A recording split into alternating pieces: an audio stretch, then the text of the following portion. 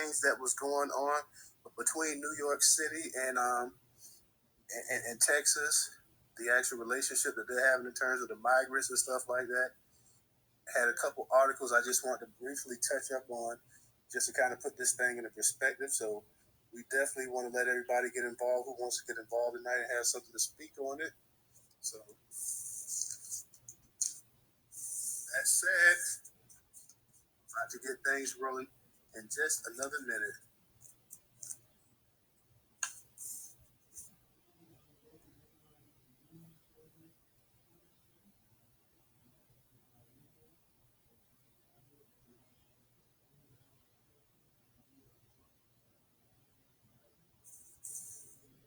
I want to welcome everybody to the Newstoter Twitter space. We're glad to have everybody in here. As you can see, the title of the actual room tonight is Texas and New York Spar over the influx of migrants. We're going to go ahead and just get everything rolling, and those who come in, they can catch up. And I just want to go ahead and get this thing rolling so we can start the actual dialogue and people can actually hear. In the title of this article, I'm just going to briefly touch up, says New York City Mayor Eric Adams condemns Texas Governor Greg Abbott for busing migrants in New York. This was published by Black Enterprise and it was curated on the Newstoter.com platform. If you guys have not been to Newstoter.com, make sure you guys actually visit Newstoter.com, the largest curator of Black news today in America. All right. New York City Mayor Eric Adams claimed migrants are being forced to take buses from Texas to New York City by Governor Greg Abbott. I see you just got in, DJ. Let me go ahead and make you the co-host. Go ahead and get you in the co-host role.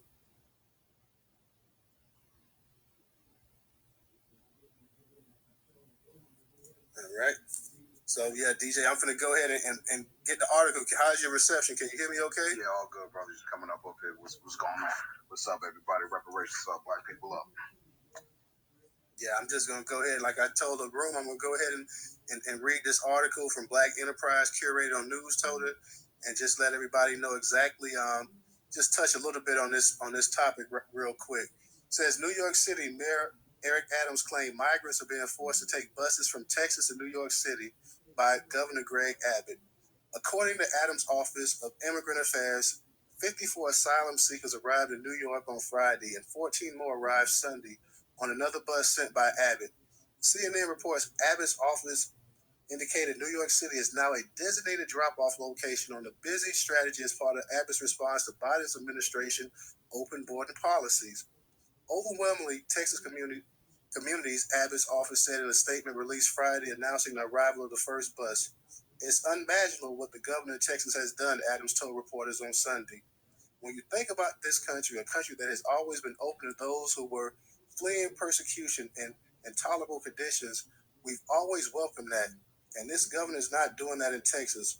But we're going to set things right with the right message, the right tone of being here for these families. Abbott, a Republican fiercely opposed to the Biden administration border policies, began sending buses of willingly migrants to Washington, D.C. earlier this year. For migrants to be sent to another city from Texas, they must volunteer and provide documentation to the Department of Homeland Security. In addition to Washington, D.C., New York City is an ideal destination for these migrants who can receive an abundance of the city's services and housing that Eric Adams has boasted about within the sanctuary city, Abbott said Friday. Manuel Castro, the commissioner of Adams' Office of Immigrant Affairs, told CNN, as a right to shelter city, New York will provide shelter to anyone who needs it, but the city has exhausted its regular shelter space and is renting additional space at hotels. These are families, these are people, Castro said. They have a right to be here as asylum seekers, and New York is here to welcome them. They frankly need a lot of support. They travel a long way to get here. Some of the migrants who arrived in New York said they want to go to other locations where they have family and were not allowed to do so, according to Adams, who issued an emergency declaration last week to provide shelter and other services and resources for those who were seeking asylum in the city. So that is just the first article that we want to touch on. Like I say, that this is just part of the relationship that you have with Texas and New York right now, getting into it. In this second article, we're going to dive a little bit deeper. And you're going to kind of see some of the actual resources that the actual migrants are getting. The second article says 1,000 migrants arriving in New York City from Texas and received free phones. This article was done on Daily Mail UK. It was curated on Newstoter.com platform. It says Governor Greg Abbott has sent more than 1,000 migrants from Texas to New York City as part of his initiative to bust illegal immigrants released from custody out of his state. Abbott's spokeswoman Renee Easy told DailyMail.com that 20 buses have departed from Texas to the Big Apple so far, with more to come. As of Monday, more than 7,200 migrants have departed Texas for Washington, D.C. on more than 175 bus loads. Images are emerging weekly of more buses arriving at Port Authority in New York City, with migrants following their trip to the Lone Star State. While another bus full of migrants arrived in New York City on Sunday, other migrants, some who were previously bused from Texas, lined up outside Lincoln Hospital in the Bronx to receive health care coverage, food, and other items. Among the items migrants received, according to the New York Post, were school supplies and free phones. The now 1,000 migrants who had descended on us voluntarily took the trek, Abbott's office claims. They are part of the initiative started in mid-April to send migrants to Washington, D.C. and New York City to help quell the southern border crisis effect on border communities, and additionally, aim is to bring the crisis to the doorsteps of decision makers in America. In total, more than 4,000 migrants have already arrived in 5 boroughs in recent weeks, putting a strain on the already overburdened shelter system. Arizona Governor Doug Ducey followed Abbott's example in May by starting to send migrants who illegally crossed to the state, the nation's capital. Mayors Eric Adams of New York City and Muriel Browser of D.C. are denouncing the program and calling for outside help, including from the National Guard. Migrants arriving in New York City are being welcomed with open arms as bystanders stand outside Port Authority with signs and goodie bags. The Lincoln Hospital event on Sunday, dubbed the Resources and Family Fun Day, was organized by the city hospital system for migrants and their children, including those who arrived in recent weeks on buses from Texas. One migrant waiting in line for ice cream told the Post that he arrived 5 days ago on a bus from Texas and saw a flyer for the event at Bellevue's men's shelter. Migrants arriving in New York City from the border will be housed temporarily on taxpayers' dime at $700 a night luxury, the row in the tourist hotspot of Times Square in coming weeks. While these migrants will be assigned to ring-fence floors and told to use separate entrance than tourists being charged top dollar to stay there, they will still enjoy the luxury of the hotel. Sources told the DailyMail.com that up to 4 floors of the 28-story building will be given over to New York City's Department of Homeless Services to use as a temporary accommodation for families and individuals being bused to liberal cities from the borders by Texas and Arizona's fed-up governors. The row on 8th Avenue between 44th and 45th Street is the heart of Manhattan's Broadway Theater District and boasts classic NYC views, a full fitness studio, a workplace equipped with Apple's $2,000 iMac desktops, and a lounge where hand-stretched pizzas are $20. Its bar menu boasts cocktails costing up to $19 each. A glass of champagne is $22. Room prices vary depending on the size, but the exclusive suite is $719 a night. Staff at the hotel revealed the migrants will use a different entrance to tourists, possibly the trade entrance at the back, and be kept separate from other guests on the floors allocated specifically for emergency accommodation. Security will likely be ramped up too, they said. The staffers also said that while nothing is set in stone, the staff is still talking about it. So we got a couple people that want to speak on that. Want to add something to the discussion? I said we got Volvo up in here, so anybody that wants to talk about that, you can see exactly on the taxpayers dime the kind of the actual kind of places that they're going to be staying at. You're talking about sitting down Manhattan Beach, Manhattan, $700 night luxury. I mean, that's a lot of money. They come in again. They're getting free phones and they're getting a lot of free stuff already. So quite a bit of benefits and quite a bit of perks that a lot of these migrants are already getting who are just getting to the country. I know people fed up. New York is fed up with Mayor Eric Adams, but at the same time, he said that you're a shelter, you're a sanctuary city. So what he's doing is he's going ahead. He says, since you're a sanctuary city, well, here's all of the actual migrants that you requested. So he's constantly shipping them up there, and now they're burning the resources up in NYC, and now NYC and Washington D.C. both are complaining about the resources being misused and misappropriated. But I mean, you're talking about somebody staying at a $700 a night hotel that pretty much most of the people in this space could not afford to do. But you don't have to do it because it's on the taxpayer's dime, as the article clearly stated. So, you know, this is where we're at as a people right now, DJ. I know you was talking about something. You was talking about something similar earlier about the trucks and stuff like that. Yeah, for sure on that one, man. So, I guess it all makes sense now, man, that, when we had that one space with, one of our sisters that work for social services told us these migrants get $2,800 every 2 weeks from welfare, plus SNAP EBT benefits. So it's like, this is why you see these jokers, they just came off the boat or the plane or walked across the border yesterday. How did you get that new GMC truck, son? You know what I'm saying?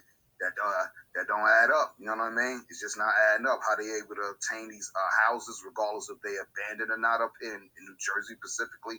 I'm hearing a lot of the same things going across the country from other folks in other states. They buying up everything, man. So I don't know, man. It's like DNC, they don't care, yo. But go ahead, Ray. What's good, my boy? What's up, everybody? What's going on, everybody? Yeah, I was gonna say quick little story. So I used to be a firefighter out of New Mexico. I used to work on a base called White Sands Missile Range, and after the troops got withdrawn, I mean, there was a whole backlash with Taliban took over, whatever. A lot of those people got shipped to I forget the name of the base, but it's right outside of White Sands. And when I tell you, these people had everything, like literally, like the government paid for them to have chartered buses. They had chartered buses. They had they put up volleyball table, courts for them. They put up places for them to sleep. I mean, they really had it nice, man. They was getting all this stuff, that pretty much we've been asking for. What we need is the people that our ancestors worked for. They keep telling us, we can't do it. These people got the money. They just don't want to give it to us. Now land on that. Facts on that one, man. And don't forget all these other migrants coming from other places, like I guess like Afghanistan. They coming over here to Jersey too, over here to Andrews Air Force Base. Appreciate your service as always, work right. So it's like they giving them everything. You can see they call it I forgot something tent city down there. You know what I mean? Where they just got all the amenities. They getting everything. They getting their kids ready to come up into our school systems. All this stuff, and then you got the situation over there, and where's it, like Michigan or whatever, where you got Ilhan Omar, her little Somali tribe. They out there warring with each other. You feel what I'm saying? So y'all could have stayed in your own Somali country if y'all wanted to clap each other. We got to deal with our own people clapping each other. You feel what I'm saying? So you'll talk about, come on up, bro. And wait, hold on. Before Vovo get it, Black Pressure actually had his hand up. Then Vovo. My bad. What's up, fam? What's up? Come on up. Hey, just want to say what's up to the Black fam. Respect to the host and the co-host. I want y'all to realize this too about that clown Eric Adams talking about welcoming immigrants. That dude don't give two pieces of damn about no immigrants. I just want y'all to realize, do you know the check that the federal government is going to write the city of New York for all these people being there? I don't even want to imagine the number, but I know the number is going to be unheard of. That dude wants that money, straight up. That dude wants that money he's going to get from the federal government. And I'll land my plane there. Oh, yeah, they're going to write him a nice fat check. Vovo, what's up? I ain't seen you in a little minute. Come on up. Yeah, I've been working and shit. I haven't been having time to hop on. And what they doing is they dumping them on us. They dumping them on all the cities that we live in. They ain't going to the suburb. They ain't living around white people. White people. I'm a truck driver. White people got a lot of land.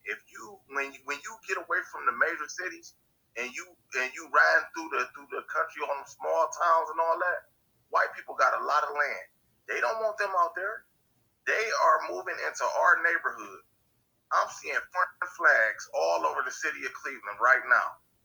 Right in my neighborhood. My family been in this neighborhood almost 100 years. Over 90 years, we've been on the same side of Cleveland in the same 10-mile radius for almost 100 years. And it's all types of foreign flags all over the whole east side of Cleveland. They dumping these people on us. And these people starting to push us out the way.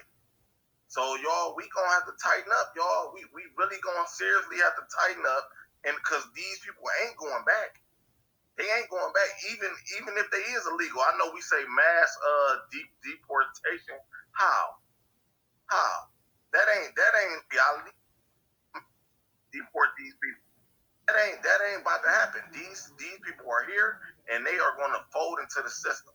So what we gonna have to do is we gonna have to act accordingly. We gonna have to tighten up, y'all. The crazy thing about it is too. Now, last night we had a space talking about the crisis in Jackson, Mississippi, and like I said again, and I'm gonna say it again, we were talking about months. Now everybody's talking about it when we tried to go ahead and mobilize our people, but nonetheless, we're talking about the crisis that's going on in Jackson, Mississippi. And if you check the Jumbotron, I think I put that donation up there. So if y'all can, please try to donate to Jackson, Mississippi. It's on the far left-hand side. Y'all go ahead and try to support our people. I made a donation myself earlier today. If you can, if you got it, please go ahead and try to donate to them if you can do it. If you can't do it right now, sometime this month or whatever, if it's just actual water that you can send up that way, please go ahead and try to look out for the people. But you can go ahead and you can put immigrants or migrants or whatever you want to call it, and not only that, you're not just putting them in a $50 a room a night hotel. You're not putting them in $100 and some dollar room a night hotel. You're putting them in one of the most expensive hotels, and at $700 a night in Manhattan. Okay, you can do this. But you can't go down there. You can't fix the damn water down there in Mississippi or in Flint, or all these other black majority cities and whatnot. But you can go ahead. You can go ahead and you can put them on a bus for free because they haven't paid for anything. You can give them cell phones for free. You can feed them for free. We know you're clothing them for free. You're housing them for free. All of this stuff that they're talking about is coming out of everybody's pocket in this room right here tonight. So when they talk about they don't have the money, yeah, they got the money because you paying them. The money's coming right out your pocket, Mr. Taxpayer, Miss Taxpayer. It's coming right from you. You can do all of this and that, give money to Ukraine, give money here, give money there, but your people in Mississippi that's down there suffering, they told the people, I saw something on the news at night, they talk about the people, they told them if you take a shower, make sure you keep your mouth closed so the water don't get in your mouth. What kind of... You can do all of this and that, but you can't help these people here. But you can go ahead and help people that's not even American citizens. You know, these people in Mississippi, they people built this country. Mississippi at one time was the richest state in America during the old Confederate times. You know, it was the backbone of the cotton industry and everything else. So you can do all of this for people who haven't done one thing for America. But those people who are descendants of people who built it, you speechless. You sitting up here talking about Joe Biden, talking about state of emergency. It's been a damn state of emergency down there. Black Pressure, go ahead and unmute your mic. Hey, Newstoter, let me blow you away with this. So it's like 3 a.m, right? I'm at work this morning, ducked off in one of my little spots. I'm watching, I don't know, CNN or one of those news channels, and they were talking about the water crisis in Jackson, Mississippi. Don't you know all the news anchors that were on site in Mississippi? They probably interviewed about 6 or 7 people talking about the water crisis. They were all white. Literally, like the Western media just is backhand slapping black people. Not one black person they talk to about their water crisis. And like you said, it's a majority black city. So that's all I want to say on that. Yeah, it's a city that's 82% black. So, and what you're saying that they couldn't find one black person to put on camera in a city that's 82% black. You're right. Like this is the kind of these are the kind of ways that we get tried right here. And like I say, I have nothing against, and I heard what Eric Adams was talking about this place always being welcoming and this and that. But man, resources are limited as well too. And if you're taking resources from your own people, giving them other people and whatnot that's not even citizens, you know, you can't get upset when these people start getting mad and start griping and complaining about it. Volvo, you got it. Yeah, I just want to say this, right? I say this all the time. Like I keep saying it. The foreigner will always steal from the native. These people want what we got, period. All that welcoming shit, you cannot let everybody come into your stuff. You cannot let everybody come into your stuff. The foreigner will always steal from the native. That's always been true. Throughout world history, that's always been true. These people coming to take our spot. They want what we got. If you let your cousin move into your house, he gonna eventually he come with that sob story and all that, but eventually he gonna start eating your food, wearing your clothes, driving your car. He might have sex with your girlfriend. You just can't let him stay.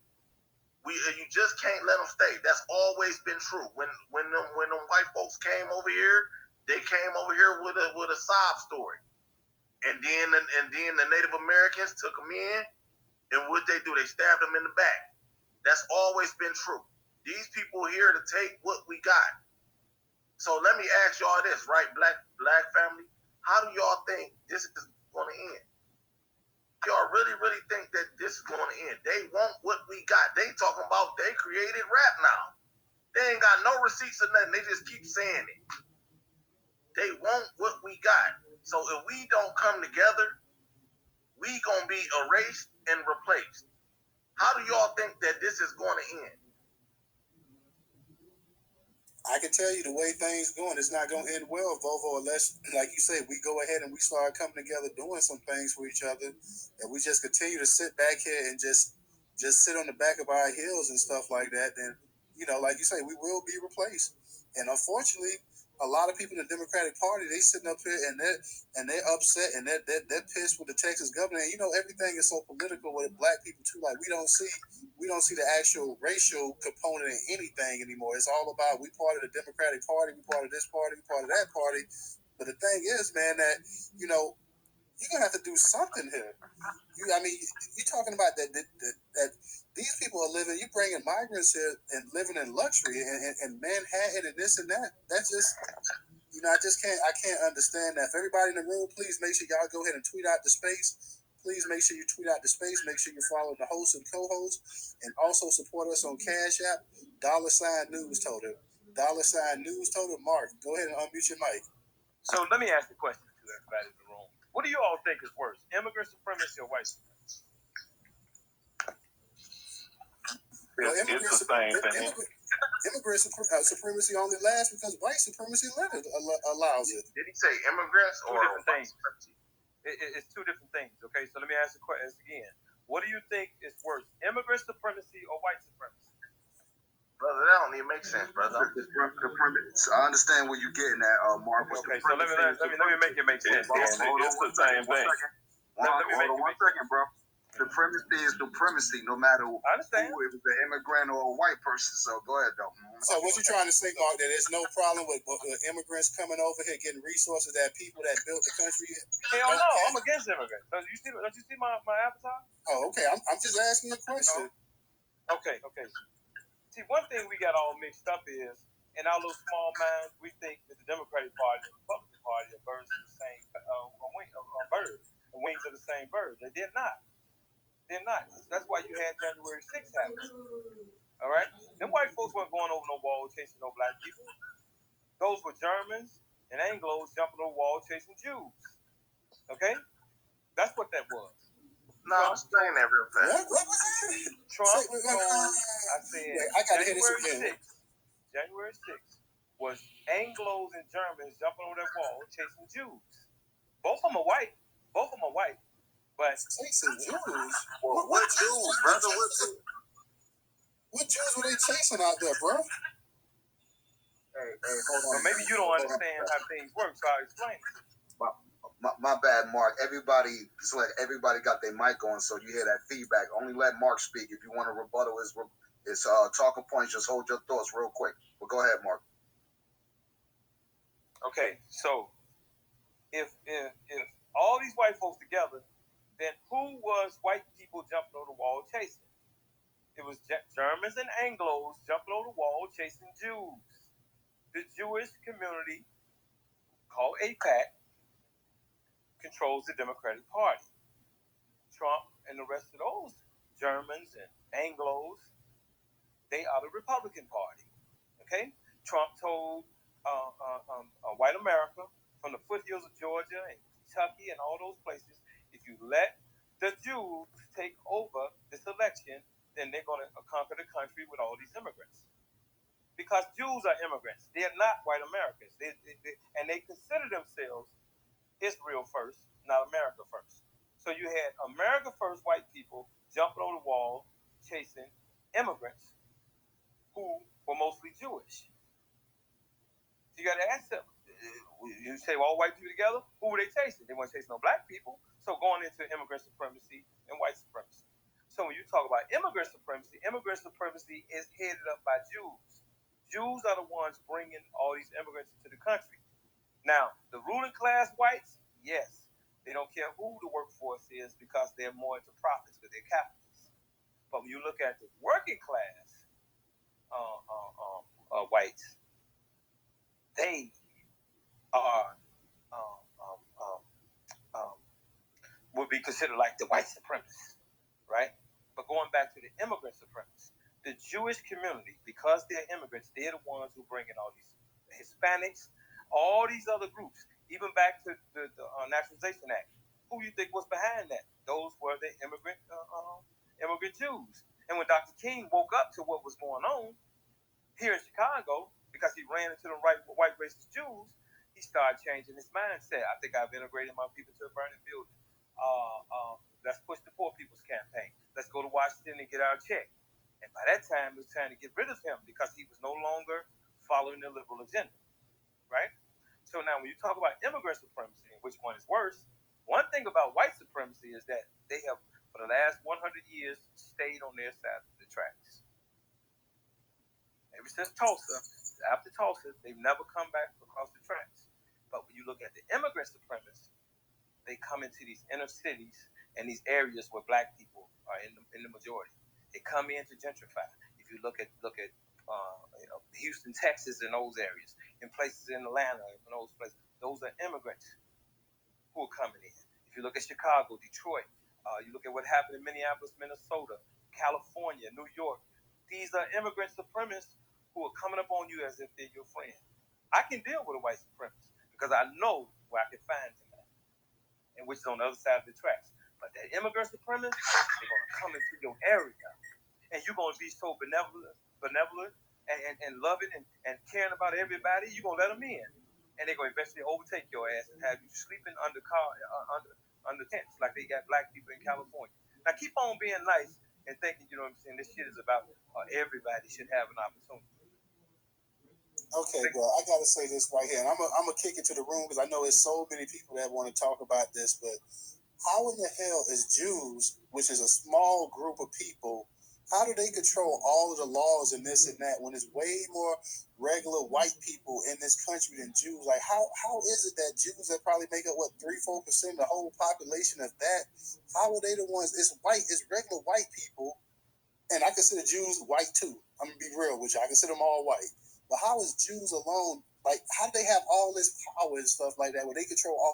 Jews can't go out and vote and take over an election or win an election, bro. But they can buy your politicians.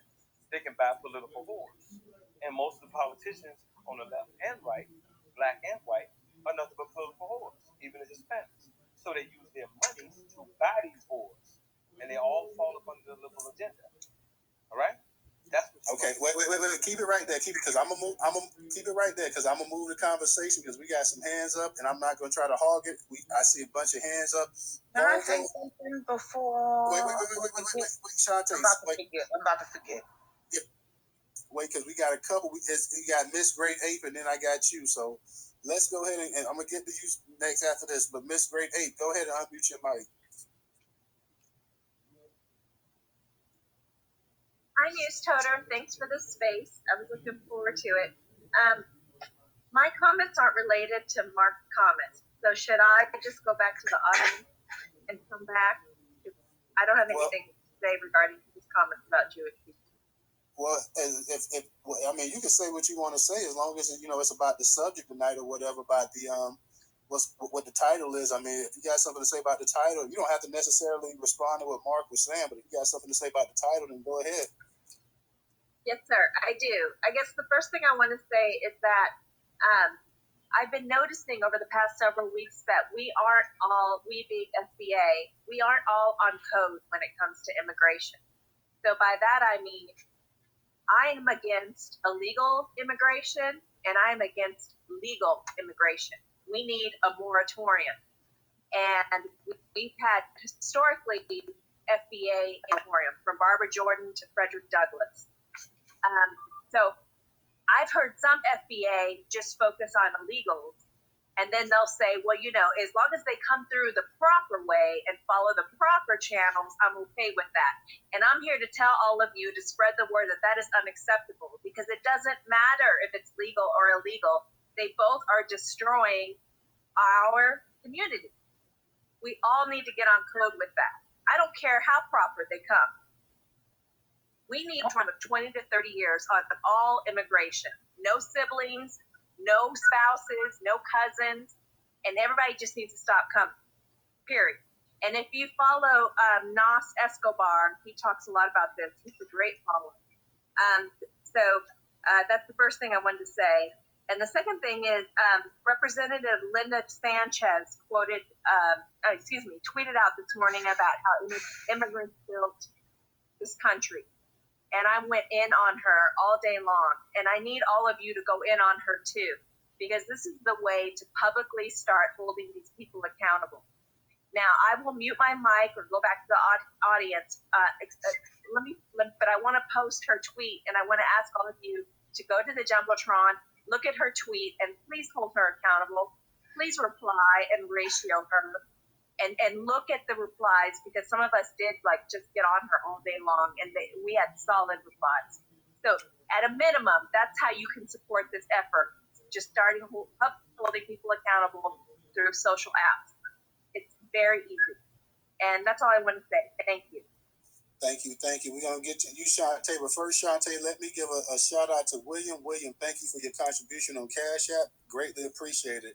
Shantae, go ahead and unmute your mic. I'm scared to even talk. It's great. I would appreciate if you was to post that, because I want to see exactly what you're talking about. But I wanted to actually go back to Mark. Mark, why? Well, I'm sorry. We'll get back to Mark, because we got a couple other hands up. But if you want Okay. No. Mark made a great point. Like, how is all these Jews and Jewish people and things like that came up over here, and then they was, I read a book a long time ago. White people come to America, they stick with being white, and they always came against us. That was something that was always defeated amongst us. We done dealt with Jewish people, Irish people, all types of fucking different type of white people, Germans, Russians, all types of shit. That to where as though, like, shit, I even got some type of German blood in my damn family.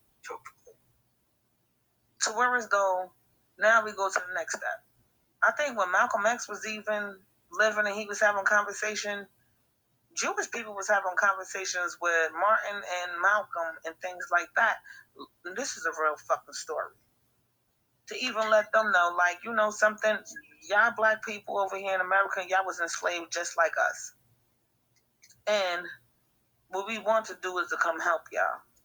Malcolm and them was like, nah, we don't fucking want y'all help. We're going to keep fighting our battle on our own. We can do it by ourselves. We don't need y'all.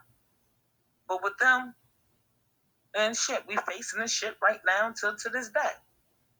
You got so many white people that claim to be white. Shit, you got Cubans coming over here to be white. My aunt is fucking with a Cuban dude, and he put on his motor vehicle ID that he's white, and this nigga is Cuban. So it's like we going through the same process over and over again. When people come up over here, long as they not us, they can claim to be whatever they want to be. And it's still a fight that's not going. And long as we get ready to shut this shit down right now, it's going to have to stop.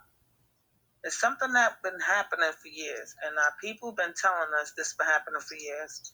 You can go to Newark, New Jersey in the Weekway section down there in Hillside.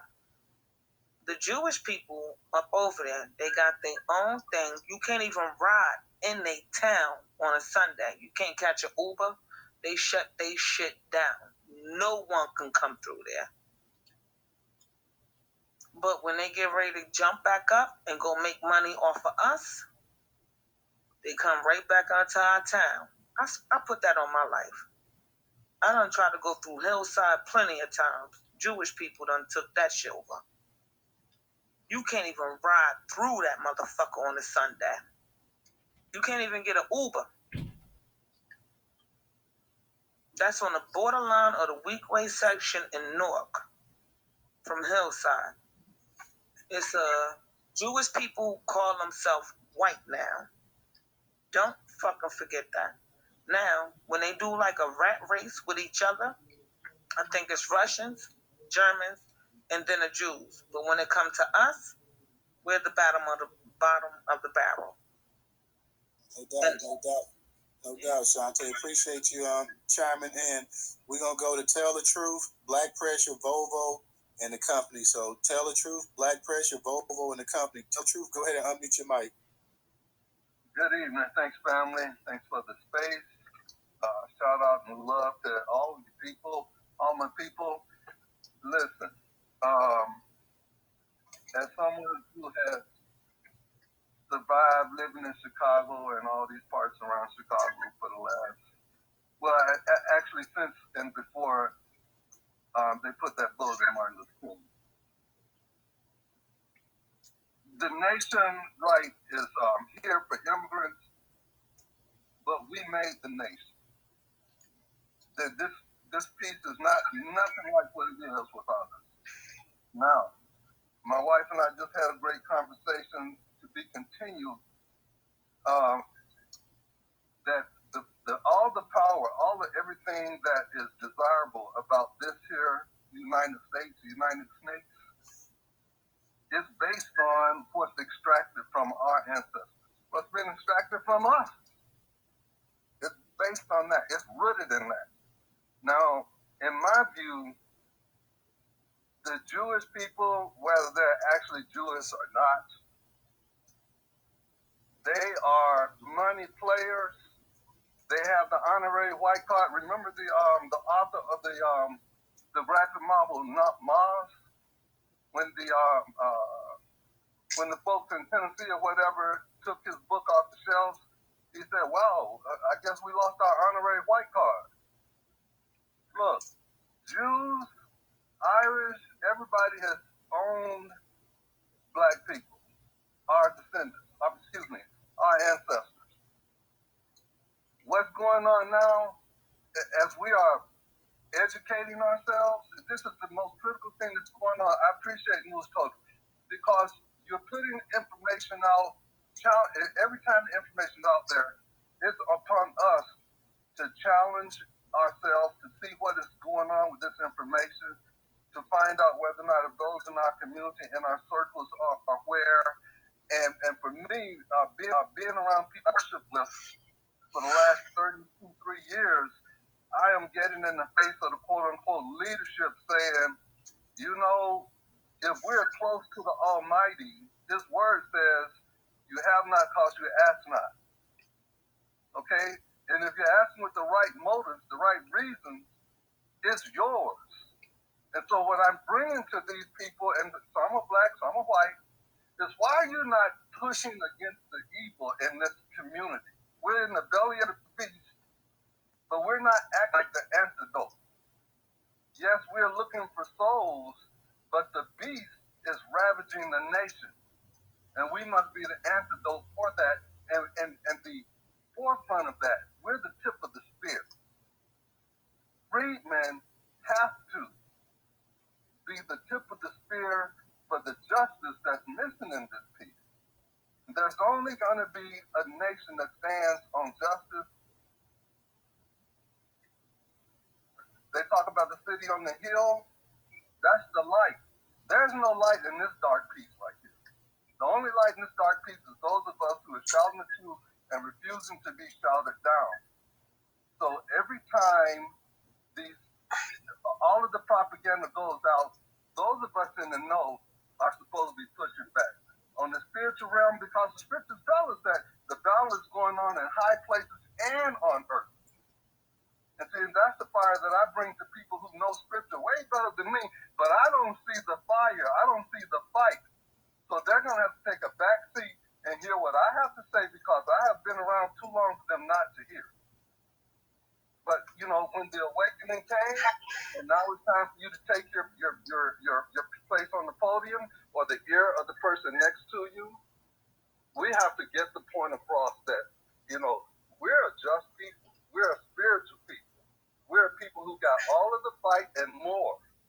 But we have to get unified. That's our key. We got to get on code, get unified, because God tells us if you're unified, you can do anything. And that's the key. And he has never needed a whole bunch to get that done. So it only takes a critical mass of unified freedmen to flip this puppet. We will flip this script. But we need the critical mass to get on code. And it's a wrap. I'll land my plane there, folks. Love y'all. Definitely appreciate it. Black Pressure, it's Black Pressure, Bovo, and then the company. So Black Pressure, go ahead and unmute your mic. Hey, Newstoter, you made a great point. I'm gonna get to it. You made an excellent point, but you know I'm about to be the villain, right? You know this, right? Now, all that Jewish people and small hats control the government, and they buy the politicians, and the Jews aren't white. That is penitentiary babble. That is that Alex Jones reptilian people, Illuminati. That's penitentiary babble, straight up. Everybody that is black. I don't even care if you do not educate yourself about your history. We know good and damn well that white supremacy controls food and drugs. They control the justice system. They control education. They control the prison industrial complex. They control the military. They control law enforcement, and they control geopolitics. The reason all these immigrants are allowed to come across the border unchecked is because white supremacy lets them. Black people don't control that shit, nor the immigrants can control that shit. We can look as far as just a little quick history lesson. You can go less than 100 years ago to Ellis Island when they let all those European immigrants come in, and when you looked up, what did they control? They were firefighters, they were policemen, they worked in all your health services. They controlled all that once black people looked up. And also, the point you made about Jews or white, yes, Jewish people are Caucasians. Jew is just an ethnic group. Like the sister said earlier, a guy was Cuban, but he puts white on all his paperwork. You can be black and Cuban. You can be white and Cuban. Cuban is an ethnic group. It's not a race. You can be Caucasian and Cuban. You can be, like I said, you can be black and Cuban. All those are ethnic groups. And also, one last thing before I land my plane, like Newstoter said, you made a great point. Stop getting caught up in this. The Jew is this, and the guy from Ireland is this. All those are Caucasian people. There are three races that populate the whole planet. You're Caucasian, Negro, or you're Mongoloid, which is what we call Asian people. And I'll land my plane right there. Amen to that, brother. Amen to that. Now, hold on, Mark. We're gonna get back to you, but we got other hands up, so we'll get back to you. But amen to that, because there are three main races on this, and everybody either they're part of those races. So all this, somebody talk about their ethnic group or this or that. You're white, you're black, or you're Oriental. And I know Oriental is not the politically correct term to say, but that's what you are. Bovo, go ahead and unmute your mic. Hey, I would say Asiatic. Newstoter, but go ahead, Bobo. Yeah, I gotta get out of here soon. But I just want to say, y'all, pay attention. The foreigner will always steal from the native. These people are desperate. They want what we got. And if we don't step it up in a real major, serious way, they want what we got. They gonna take everything that we got. They already in the door. They already trying to kick in the door on our reparations. They want our culture. They want our space. They want our identity. You got to understand that these people are desperate. What would it take for you to throw away your whole identity? You got to be desperate. You must be desperate to throw away your whole identity. They want what we got, and we got the white supremacists on our back, and now they coming to get on our back too. The white supremacists has put us in a position to where we are vulnerable. The only reason why they can move in our neighborhoods and all that is because the white supremacists put us in position to be vulnerable. They not going to their neighborhood. They not selling drugs on their street corners and all that. They coming right to the hood, right to where we live. So I just wanted to say that, y'all. I'm gonna keep saying it. The foreigner will always steal from the native. Absolutely, Volvo. We're gonna go to Company, then we're gonna go to Mark, then we're gonna go to Shantae, Black Pressure. I see you got your hand back up, so let us put you in there. DJ, of course, you the co-host. You got something? You and Ray got something to say before we go to the Company? Go ahead and go. Yeah, let the folks speak first. I just got my hands up, look like I gotta get in line too, go ahead to Company. Hey, Newstoter, can I say something right quick, bro? Who was that speaking? This 100K. What's going on? I know I'm skipping everybody, but I got to go get my baby, so I'm going to have to probably get off like in 10 minutes. I just wanted to say something before I go. What's that, bro? First thing first, I appreciate the invite, bro. Pretty much piggyback on what everybody else saying, bro, we got to delineate from all this politics and immigrants, man. If you think about it, they both done convinced us FBAs to put everybody else's issues before ours. I see all these people taking up for immigrants. Oh, they don't got no houses. Oh, they don't have food to feed their kids. They ain't got nothing to do with us. Like, we can't do anything. Like, you know how many FBAs, I know it ain't just me, we the ones having trouble finding jobs. When we do find one, we not getting paid. And if you really want to look at it, even in college entrance programs, all these nursing programs, doctorates, engineering, they purposely denying FBAs and giving them to immigrants. And on the flip hand, we can't sue the institutions because, they're immigrants. They minorities. So I'm just saying, man, y'all, we got to get on the same page, man, because before you know it, we going to be up out of here. All us going to be on the street. Hey, I don't have an argument with what you said there, brother. I mean, a lot of what you said is absolutely true. So I know everybody has a sad love song. Everybody has a sad story, but hey, we have that same story as well too. So before we can go help others, we got to help ourselves. So yeah, definitely agree with you on that, brother. All right, I appreciate it, man. I'm gonna get ready to get up out of here, but I'll be here for the next one, man. Appreciate it. Make sure you come through, bro. All right, bro. No doubt. The Company, come ahead and unmute your mic, brother. Thank you for blessing me with the mic, Newstoter, DJ, Ray, again, just like yesterday. I'm going to try to keep this, and the family that's all in the room. Sorry. Try to keep this short and to the point about Jews and stuff. I studied them a little bit. I've been around them. I identify Jews like in California. They're a little bit different than your Orthodox Jews and stuff like that. They're like what's it called? They wear tattoos on them and stuff, and they act like niggas, I guess. Just stupid, ignorant. They act like gangbangers. They get into like gang affiliation stuff. That's how I was able to tell. Like, if you run into a white boy that acts like, that acts ghetto and stuff like that, that's a Jewish white boy for the most part. That's what they do. They act ghetto. The Star of David, or that Israel star, that is the shield of David, King David himself. These people, they claim Israel as if they're the people of the land, but they're not. They come from places like Poland. They came from Germany, and they spread into the UK and Russia. So you have Russian Jews, you have these people in Poland, England, Jews are all over the place. That's what you call this diaspora or Sephardi Jews.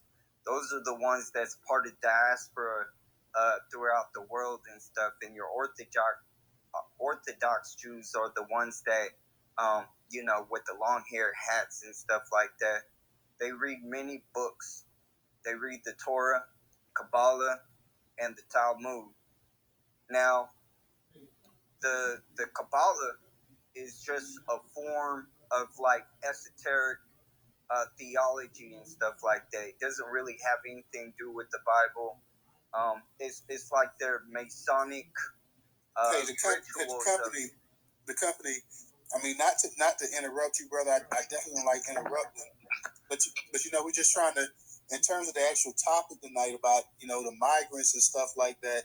We just want to try to keep that on that subject as much as we can without going over. I know. Okay. So everybody started talking about the Jews and stuff, but let's stick on the migrants and stuff. So the migrants, they come into this country and thinking that they have holy power over anybody.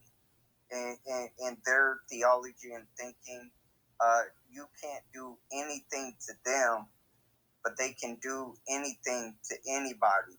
It doesn't matter if they look at you as a Gentile or anything else like that. They can rape you, they can rob you, they can do all types of stuff. They have their own police departments also. So if you live close to the neighborhoods and stuff like that, their police departments kill people. And they only protect themselves. And they're protected by the laws of, with these Christians, because they fake these Christians into thinking that, they're the holy people, but they're not. But these, they're over here with their theologies that, even if you read in certain books and stuff, they use that as a reference to why they can do all the things they can do without being touched. Absolutely, brother. Absolutely. Appreciate you coming up the company. Mark, go ahead and unmute your mic. Yeah, so, I love to hear these little cliches, penitentiary babble, but you penitentiary babble if you don't have a plan to feed your people, house them, and clothe them, right? And I hear y'all a lot of times, y'all talk real good, but you don't have a plan to feed yourself. And that's why these immigrants gonna wipe your ass out, because talking does not make anything happen. When you look at, and I'm gonna name places where these immigrants have wiped your ass out: California, Minneapolis, Minnesota, Florida, New York, Ohio. These places that I just named, you've been wiped the fuck out, okay? Because you talk and you don't put nothing into action. You don't have a plan that's just as supremacist as they are. See, all these people believe in supremacy. We the ones that want to go along to get along. We want to just be educated. No, you have to be. I'm talking about you have to be gatekeepers of your community and your people. There's no apologies that they make for leaving your ass out. When they talk about xenophobia, they tell you about the definition that fits their narrative. They don't tell you about the definition that talks about an in-group having a desire to eliminate the presence of an out-group. Immigrants are now the in-group, you are the out-group. And the Office of New Americans is their plan to eliminate your existence in these communities and these cities across the country. Who is heading them up? I just told you, Rahm Emanuel, who was Barack Obama's chief of staff. He led the charge, had the first meeting in Chicago in 2011 with all immigrant groups, from the Irish to the Polish, to the Jewish community, which he's Jewish, to Indians, Arabs, Africans, Caribbeans. They all met here in Chicago. And I can give you the list of the name of organizations, starting with the Jewish Federation. So for you all to think, when y'all say white supremacy, that they all the same, they're not all the same. Again, January 6th, were those white people jumping on the wall chasing black people? No, they were chasing other white people. Because Trump had told his people that, man, if we allow them to win this election, steal this election, get this election in any type of way, then they would empower immigrants and bring them more and more into the country. What Biden got in office and said, I'm going to let over 100,000 of them come every month. see it happen. Okay? There is a separation between them. Mayflower white folks is totally different from the Irish and shit from the 1919 riots and everything. They're not the same people. All right? Learn how to separate them. And you better have a plan, or unless you and your leader is penitentiary battle. Hey, let me piggyback off right there what the brother said. Let me ask, like, Mark, one quick question, because I know you were saying, like, a plan. Like, Mark, what's your plan to go ahead and, to check immigration and whatnot? Because I know you were saying that we don't have a plan, we're going to be wiped out and this and that. So just real quick, tell me what's your plan to go ahead and check and stop immigration? Okay. So one of the things that we're doing here in Chicago, because the meeting, I told you the first meeting was held here. Once we saw what they were doing, we closed the gate on our communities. We ain't up with that. We're not up with that immigration shit. Let them come in and buy properties in our communities. No, we talking to the elders and everybody in the community. If you want to dump the properties off, we have somebody to purchase those properties. When it comes to the development of land in our communities, we have our own development corporations and everything. We know how to access federal funds, state funds, municipal funds, no different than these white folks do. The worst thing I ever hear people say is, oh man, y'all asking them white folks for money. Them white folks ask us for money in the form of our taxes. And they're taxpayers like we're taxpayers. We're taxpayers like they're taxpayers. And so if they're going to use the public trough, we're going to use it too. That's not asking no white folks for shit. That's going and accessing the trough no different than they do for their people. And so our thing is to further do major developments where we hire our own people. We just made force the unions. Well, not so much forcing the unions, more so than we forced the mayor to make a decision. Either you roll with the unions or you roll with the people. The unions were saying we got this project labor agreement with the city of Chicago, where you can't get $1 of city money unless you pay the unions. No, we're not going for that. And so she didn't sign the next 20-year project labor agreement. What did that do? That opened the door for us to access all the contracts. Whether you want to sell ink pens, candy bars, do construction, clean, paint fire hydrants, you can do none of that in Chicago because of unions. And who are the unions ran by? Immigrants, Italians, and Irish. There's a difference between Mayflower white folks and immigrant white folks. And when you learn that, then you'll be able to move things forward. Other than that, you penitentiary battling. Because I guarantee you ain't got no plan. You are your leader. And I'm saying that to be direct. Because and guess what? I'm rolling with all of us. But I know bullshit when I hear it. Show me your plan that you have past talking about this shit. Because you ain't got no plan. Your ass is going to be sleeping under the bus shelters and them tents like them black folks in California with their smart ass that didn't believe that this shit was coming when Dr. Claude Anderson went to Fred Price Church and told them in the 90s that that La Raza and the Hispanic Party was meeting since 1970 to change the equation from white versus black to Hispanic versus white, which was to take blacks out of the equation. And they further did it when Rahm Emanuel got in power under Barack Obama and Bill Clinton. Okay, it was Rahm Emanuel with welfare reform, Rahm Emanuel, Bill Clinton, and Joe Biden. When it came to welfare reform, NAFTA, crime bill, all that, Rahm Emanuel was right there with them. Okay, we know him. He's from here.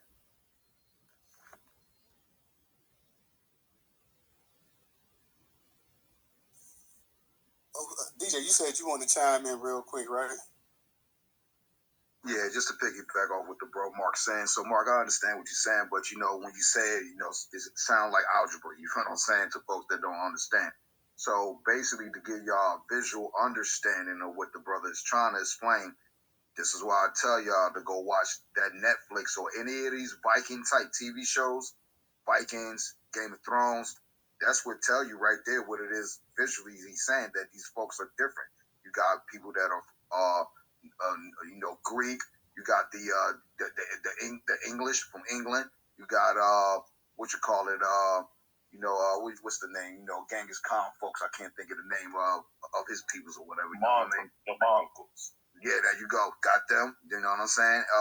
Who else? The Nordic Norway Jokers. That's the actual Vikings. You know what I'm saying?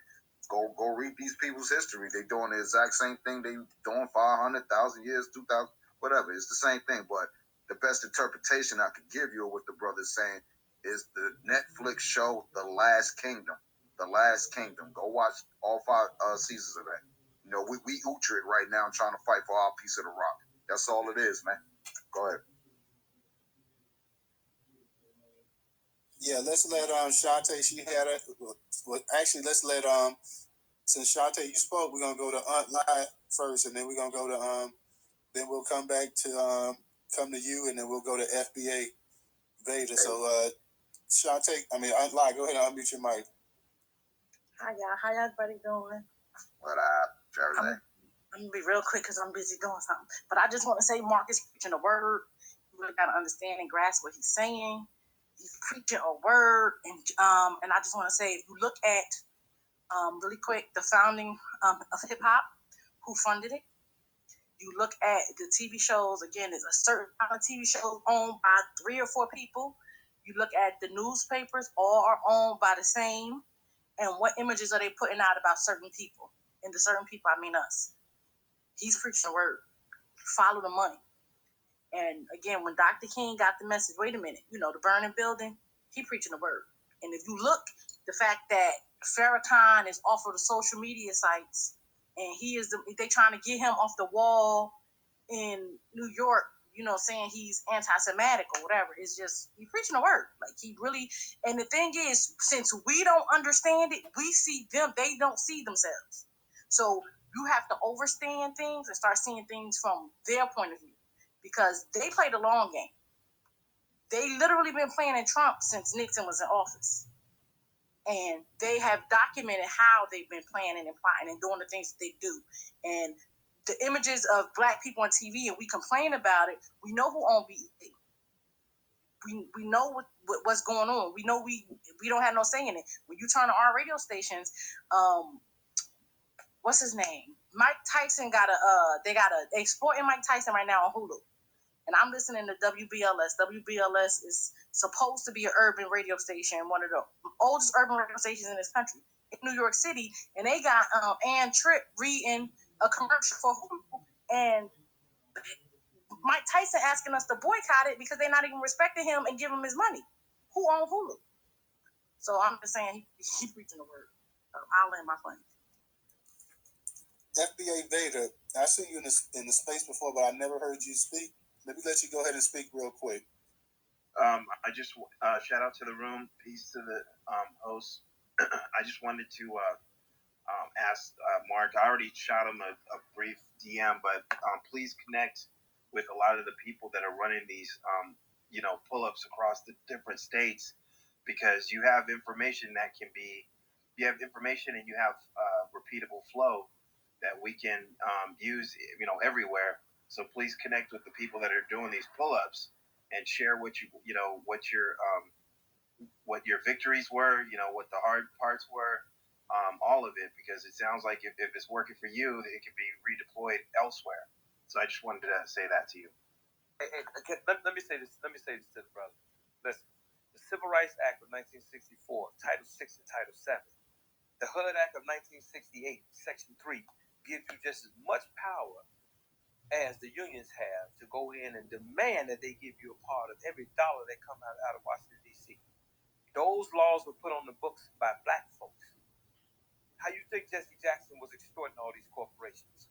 How do you think that what's the brother name that just sued the rape, all the ATM? He sued the actor. What's his name? The guy, the comedian. Dave Chappelle? No. The guy that sued Comcast and all that. Got the Byron Allen. Byron Allen. He used the Civil Rights Act of 1866. You have look. Mitch McConnell told you all. We gave you all 3 things. We gave you a Black president. We won the Civil War, fought the Civil War. Which those 2 things, I'm not talking about those. The third thing he said is that we gave you civil rights legislation with teeth. That you check the government and make them cut you in. Y'all don't know how to check the government because nobody never taught you. That's why I want you to bring your leader so I can educate him so he can be a bad motherfucker versus just a talking motherfucker. I like them, but I'm gonna show them how to be a bad Wait. Who's our leader? The little guy that be the little FBA guy. What's his name? I don't have a leader. I don't follow Not you. Okay, well, I'm not talking to you then. I'm saying the one. Well, you keep saying our leader, so I mean, since it's a Newstoter space, I got you, bro. Whoever part of the FBA movement. What's the dude's name? So here's the thing, Mark. Disregard I said that part. Dude, no, hang on. I'm not beefing with you or anything. I'm not attacking you or anything. I just have questions, right? Yeah. Like, here's the thing, right? Like, you just shouted out like an action plan that I'm in the tech field. I'm not in the civil civil lawsuits and all of that. It applies and to policy well. making. Hang on, please. Just let me land, please. And you seem to have already done this stuff, right? And I'm spreading ever since I installed this app, I've spread myself thin. I'm trying to work with people to build stuff. I'm going to hold classes pretty soon for people that want to get in tech. And so I can't take this on as my specific, like, hey, I got to reach out to Mark and I got to redistribute all this knowledge. And so I'm asking you, there are people doing 50 state pull-ups that are talking about these issues, that are addressing the issues of finance, in our communities, of reparations, of, immigration and all these things. Please just reach out to one or many of them and share your knowledge so that we can repeat what you've done, right? And I'm not talking about you see my name says FBA Vader Spec, right? But I don't follow any leader, okay?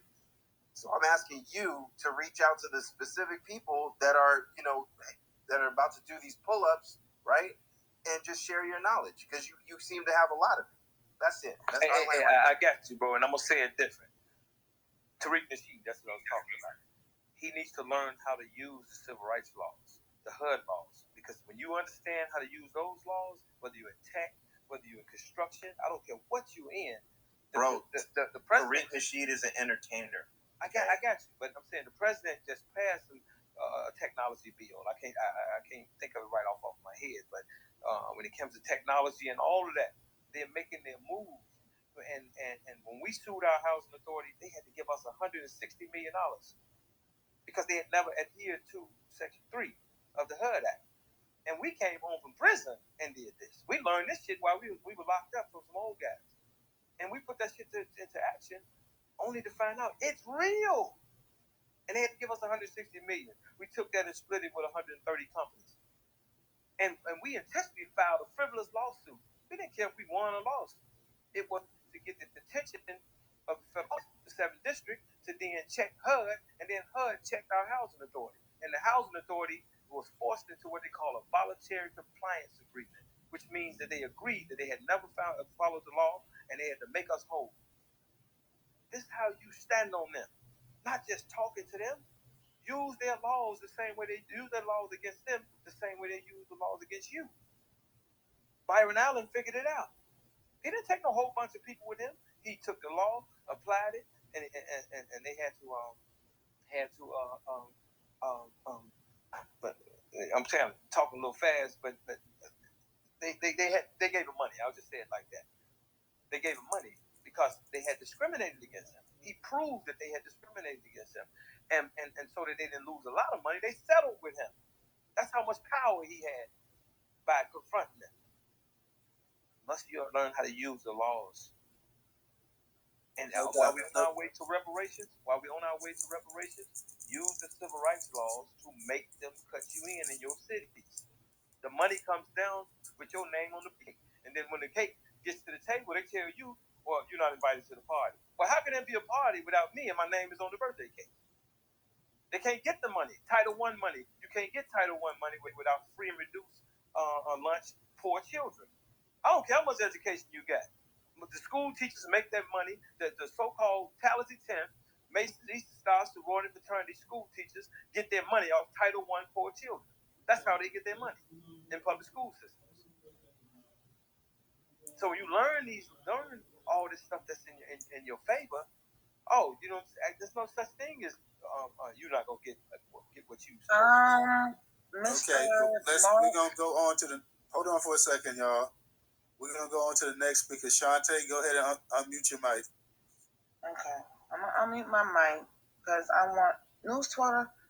First of all, I would like to say thank you. I respect you, and I know just you had sinuses yesterday, so you had to get yourself well to present and make sure everything go well on this table. All again, so I thank you. But Loco Choco is in this room, and you had a petition against Black Americans, foundational Black Americans. Mr. Mark, I didn't want to cut you off. You were sitting up here talking about Tariq. I'm going to leave that alone for a second. That's your own issue.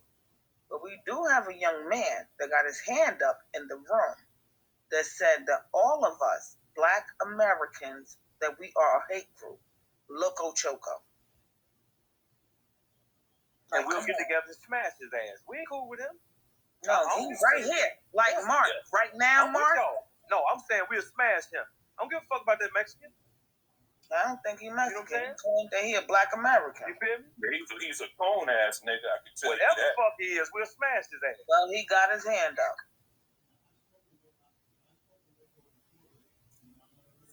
Alrighty, Shantae, you that was pretty much all you want to just let us know about this dude here, Loco. Yeah, it's been going on too long. It's been going on for like about 3 weeks to a month.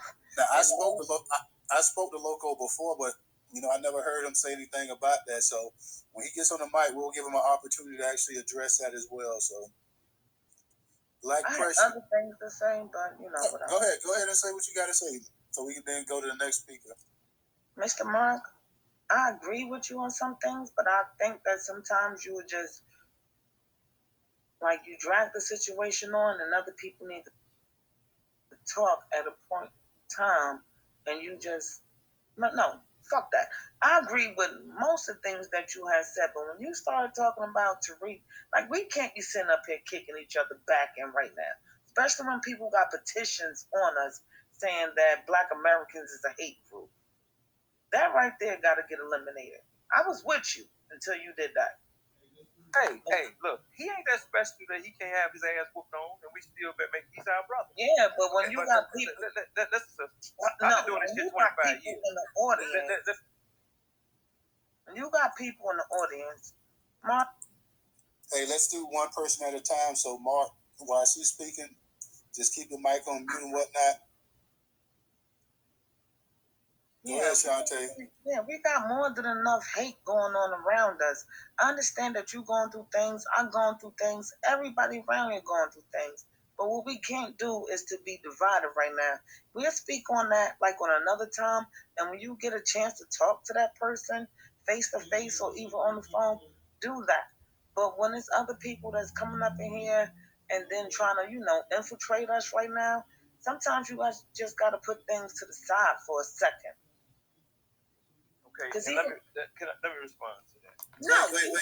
Mark. You talked enough, Mark. Wait, we're going to go ahead. Shantae just said what she had to say, so now we're going to go on so we can get to the hands in the room, because we got a bunch of people coming up requesting to speak. So some people we're going to have to knock down after a minute, too. So we're going to go to Black Pressure next. Is Black Pressure still around? Or did Black Pressure leave? Okay, yeah, we're going to go to Black Pressure next. Black Pressure, go ahead and unmute your mic. Hey, Newstoter, you better than me, dog. I got to give you, bro. You better than me, for real. Now, check this out. You cannot be Black in America and think that, like Mark said, the Mayflower white people are different from these other white people. Total nonsense. And I bet they do it in the Moorish Science Temple, because they talk just like that. They talk that same bull. But I'll say this. You can go to German white people, British white people, French white people, Portuguese white people, Spanish white people, English white people. It's funny how they so different, but you know what they all had in common? They all participated in the transatlantic slave trade. That's amazing how people so different came together to victimize Black people, but they're so different. I'm going to move on to something else. And he's talking about all these plans of action and going after the government with all these plans of action. Then you say, well, I'm from Chicago. Have you seen the poverty rate in Chicago? The racial wage gap, the dropout rate? the education system in shambles, and you telling us you got all these plans of action and your own people suffer. Do what I'm telling you. Newstoter, you better than me. I'm telling you. Then he made a statement. Well, now I'm gonna tell you, you gonna get your ass wiped out by these immigrant groups. His narrative is like you gonna get your ass wiped out, like he's above his community or set aside from his community. If we get wiped out, nigga, you coming too. Y'all gotta stop letting these people that did 25 off a 37-year sentence on armed robbery come in here and try to educate people, man. I'm gonna land my plane there. Hey, Loco, Choco, I want to hear what you got to say. Go ahead and unmute your mic. Hey, what's going on, man? I have something that's just pertaining to what you're saying about, migrants. Like, I have a video, I have to edit it in a bit, but I was in a room and I just heard this guy I was playing a game with, and he was just saying some very, disparaging things, saying like, we eat people, slavery wasn't wrong, and then like, I asked him like, what's his background? He's like, oh, me, I'm Spanish. I was like, oh, really? You're Spanish? Okay, I got you. So, I got like 9-10 minutes of footage, footage of it. And I'm gonna definitely put that up on Twitter so everyone can view it. That's about it. That's all I want to say. All right. I'm gonna have to move you down because we got somebody else requesting to speak. So I'm gonna move you down, and we'll go to the next person. Lloyd Kelly. Lloyd, go ahead and unmute your mic. Hey, Toad, how are you doing? Doing pretty good there, bro. Oh, good. Thanks for bringing me up. Yeah, I just want to say that I heard somebody say something regarding Mark Carter that I think they misunderstand what Mark is saying.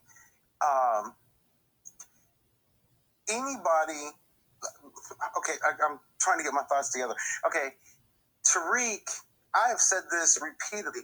Tariq is probably the most effective person for moving Black people forward in the last decade. He really is.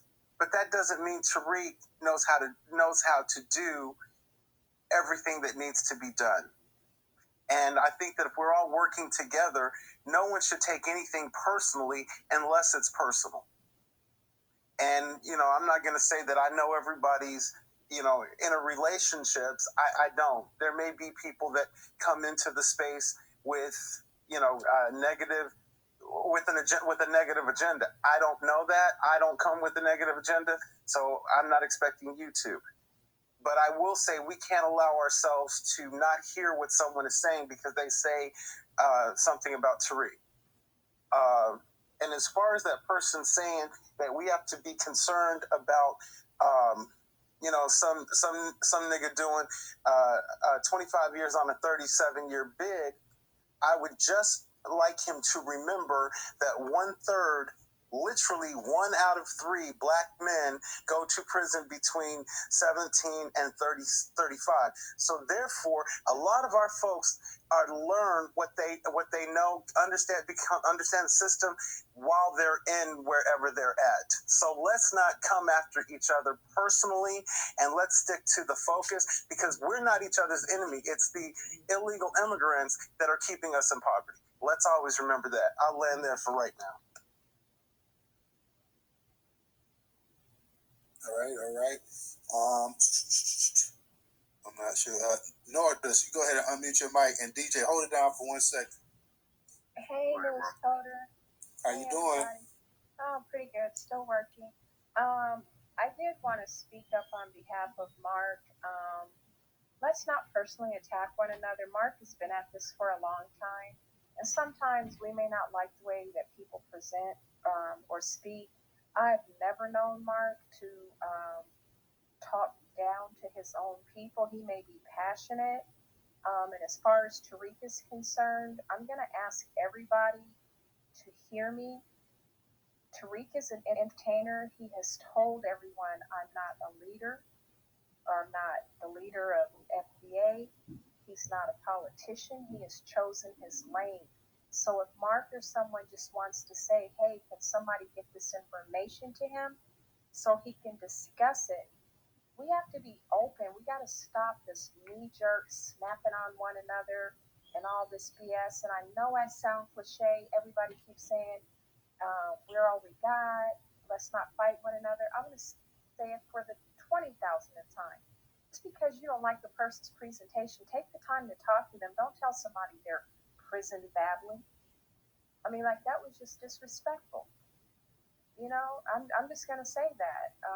So in closing, let's try to hear one another out and maybe be more inquisitive, of what people are saying. So I'm going to land. Hello? So, black person, would you mind muting your mic, please? I'm sorry, my fault. Yeah, so I'm just going to close with this. You know, there's people that don't like me. There's people that don't like my delivery. There's people that I don't like their delivery in these spaces, but I take the time to hear their message. And so we're going to have to stop trying to make everybody palatable to every ear. And then I'm going to close with this. I encourage everybody to open up spaces every day, to get a podcast or a YouTube channel. The more of us that speak, the better. We are in an emergency situation. We all need to be talking. I said this the other night, whether you got 10 viewers or 100,000 viewers. If somebody's listening to you, we're all doing the right thing. So, I hope I'm not coming across condescending right now. Peace, love, and reparations. I love you all. One love back, Connie. Go ahead, Mark, if you want to respond to that real quick, and then we'll go, Brother Greg Nice, real quick. So 60 seconds, real quick, Mark. Yeah. So I mean, because I'm saying what I'm saying about Tariq, that doesn't mean that I won't stand with him 10 toes down. But I'll show him how to really be effective. You know what I mean? I mean, if he's willing to listen, don't take it personal. But nobody, I don't give a shit who you are, you're not above being questioned, protested, corrected. You know what I mean? I've led protests against the Nation of Islam for things that I cannot to speak on here, but that don't mean that we won't stand with the nation. Same thing goes for Tariq. I told people when it comes to Yvette Carnell, you know what I mean? She should have been brought in the room and checked. Women should have brought her in the room and checked her. Don't allow her to become no superior leader to everybody. No, you're part of a body of people. And when you're part of a body, you can be checked even if you're the face of the movement. And this is 25 years of being in this game. Been arrested 200 fucking times for black people. I get out for real. You know what I'm saying? This ain't just no fucking talk. And so when the brothers spoke on what's happening here in Chicago, we're just reeling in from decisions that were made by older black people. That some things they knew, some things they didn't. Some information they had, some they didn't. So we're reeling in, taking back the land, taking back the development. You see, we move in ways that most black folks, they'll never do some of the things that we've done. You ain't never seen them take a dead body that the police and kill to the FBI headquarters and make them investigate Chicago police. You ain't never did that, and you ain't gonna do no shit like that. I'll do it again. I'll take another dead body up there, and I'm gonna make them listen to what the fuck I'm saying. So these are the things I'm saying to you. You feel me? And to top it off, I did an extra 4 years in penitentiary because I stood up as a man. You couldn't break me. And when they let me up out that motherfucker, you know what I'm saying? I came right out fighting. The day I came up out there, I came out fighting no different than I was in there. But I fought different. I learned the law and how to apply it and hold them accountable and open up opportunities for my people. Appreciate you on that, Mark. So let's go over to Greg Nice. What's good, Greg Nice? Oh yeah, I'm back too. For sure, Todd. Peace, Newstoter. Thank you for the space, man. I appreciate your thought-provoking motherfucking goddamn spaces, brother. This is just a shout-out to the prison babble dude. Please, something, man. I got knowledge of self from a brother in prison, my uncle. Gave me knowledge of self, who I am and what I'm about. And that's prison babble. Malcolm X, y'all long forget, he was in prison. He came out. What y'all consider prison babble, that's what he was about. So don't disrespect our brothers and sisters who've been in lockdown. They understand the system better than some of us who out here who study for a living. And I want y'all to pay that man respect, man. because he did a bid for us. You want to talk about sacrifice? Sacrifice your fucking life. Sacrifice a quarter of your life for black people. That's what that brother did. So when you disrespect Prison Babble, you disrespect half the motherfuckers on this goddamn space who probably learned knowledge of self from somebody from fucking prison in our land. All right, fellas, y'all don't get too emotional. I know the feelings, like everybody, getting amped up a little bit, but, it's just, like you said, it's one of them thought-provoking spaces, bro. So everybody, sharing and dropping knowledge and whatnot. So we're going to try not to keep it personal. And just referring back to the thing about Mark, just so we have some clarification here. When you came in, and I don't know whether it was your intent or not, but when you came in, you started throwing people's leader on their road, or on people's like that, naturally, I myself kind of took offense to I was talking to Black Pressure. That's who I was talking to. I wasn't talking to nobody else. Okay. So, in response to what he said. No, just I know you kept saying, well, you can bring your leader. And I'm like, leader? Like, the leader? Like, so, no hard feelings whatsoever. You know what I'm saying? We just having this space, news, so that we try to put the information out there, the content, so we can go ahead and we can talk and we can share ideas and whatnot. So nothing personal on my end. I don't want anything to be taken personal in the space. Sometimes these spaces can get heated. So we definitely don't want to see all that. We're just trying to have a simple dialogue, simple conversation. Like, as an old, it's not the end of the world. So we all gonna be all right. We all gonna live. We just trying to have just a simple. Brother Black Pressure, would you mind muting your mic again, please? I'm sorry, man. I got my shit in my pocket. I'm sorry. No doubt. I stepped from the space for a second, so I'm not sure who's actually next. Is it Black Pressure? Is it the company? Is it Miss Grade A? I believe it's Miss Grade A, to be honest. Yeah, Miss Grade A. Okay.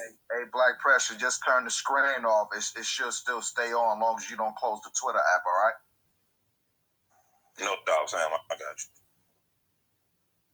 Hey, y'all. I'll be very quick because the space is about to start regarding the National Jazz Museum and a pull-up we had yesterday or the day before. But I don't want to take away from this. Newstoter, first of all, I just want to thank you because I love how you run your spaces. You are just on it, and you just give everyone an equal chance. You keep things orderly. You're very respectful. There's no drama. So I want to thank you for that. Again, so I posted in the Jumbotron Representative Linda Sanchez's tweet today. I'm asking all of you to take 15 seconds to please just respond. This is a cheap and easy way to publicly hold national figures accountable for how they neglect us. You will enjoy the thread. You will enjoy the people who replied to her and and quote tweeted her. It's funny shit. And I'm just going to start doing this on a regular basis. I think it sounds minor right now, but I think this will grow. This is a way to get the word out that these people can't ignore us. And it doesn't cost us anything. We don't have to drive anywhere, spend gas. We don't have to do anything. We can take 30 seconds to reply. And then I guess the last thing is I really appreciate what Connie was saying. She blocked me recently, and I'm not sure why. I think it was a miscommunication. I hope she unblocks me and that we can talk it out because I don't know what happened, but I just think that we have the world against us right now. You name the country, they don't give a shit about us, especially in our own country. And the more that we can talk things out and get along, I just think that's more power to us. So I just wanted to wrap up with all that. Everybody, if you follow me, I'll follow you back. And Newstoter, as always, thank you. Have a good night, everybody. Thank you, sister. You have a good night as well, too.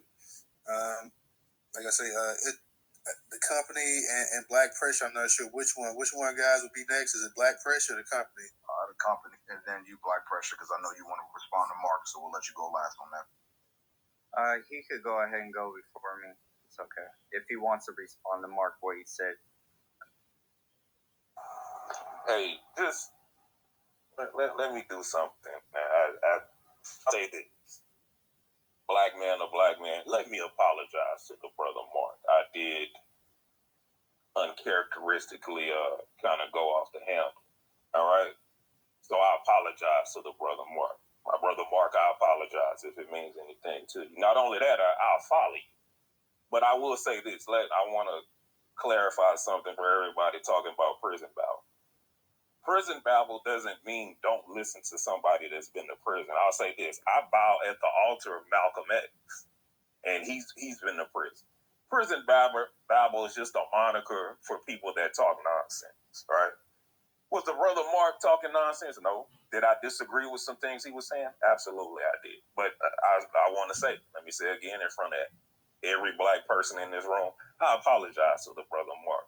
I should not have gone to the extreme to disagree with him that I did. So once again, I apologize to the brother Mark, and I'll definitely follow that brother, and I'll land my plane.